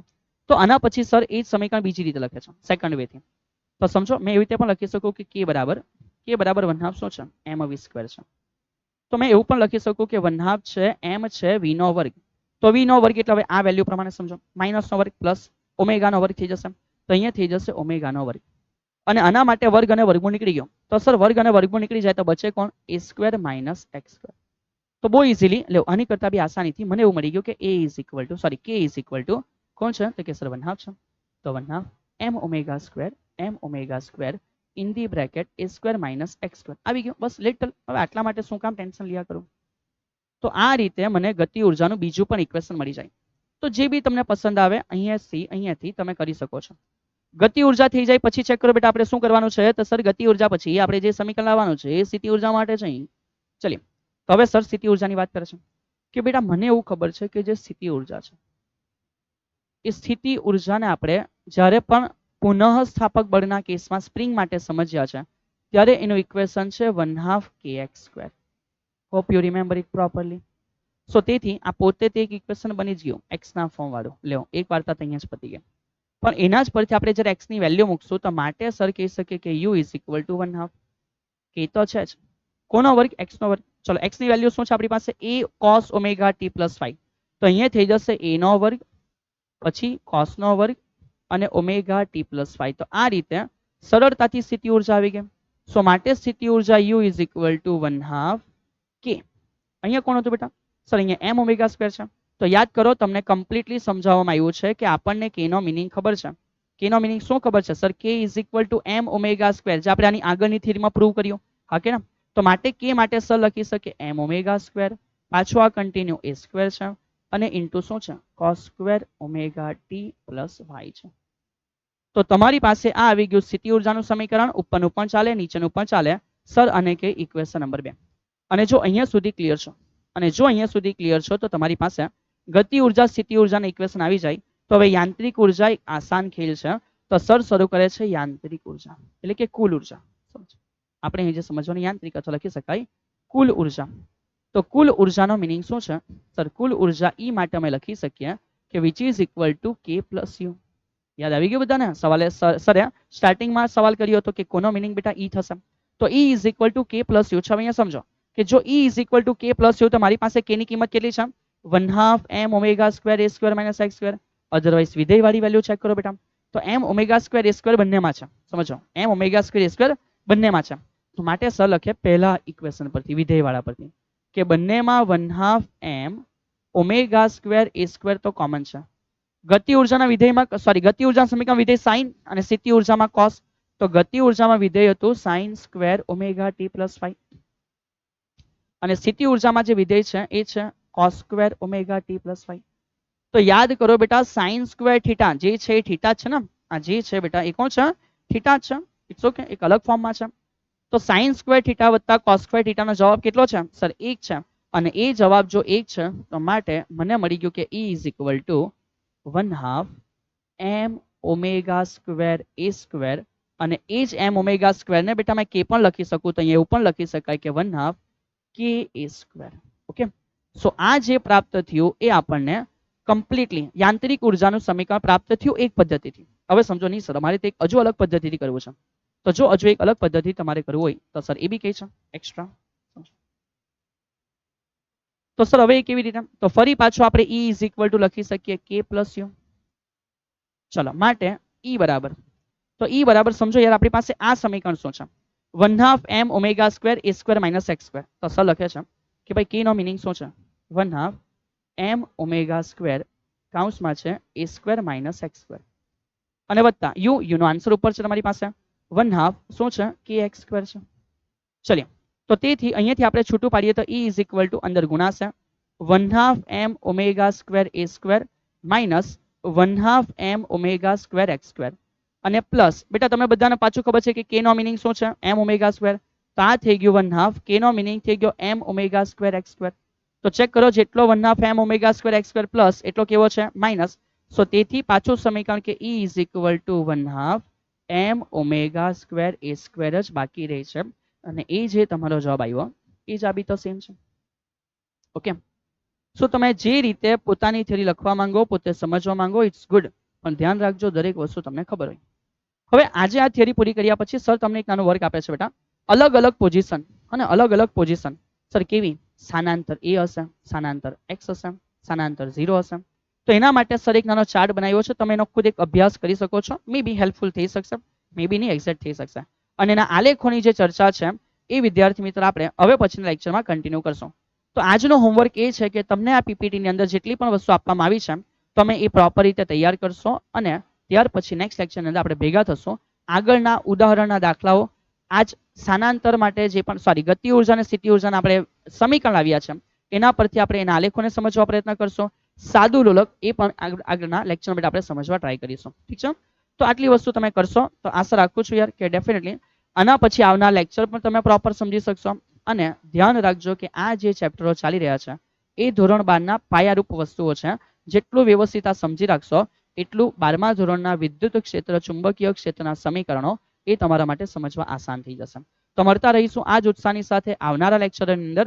ત્યાં સુધી આપ આપની તૈયારી ઘરે યોગ્ય રીતે કરતા રહેજો. જય હિન્દ.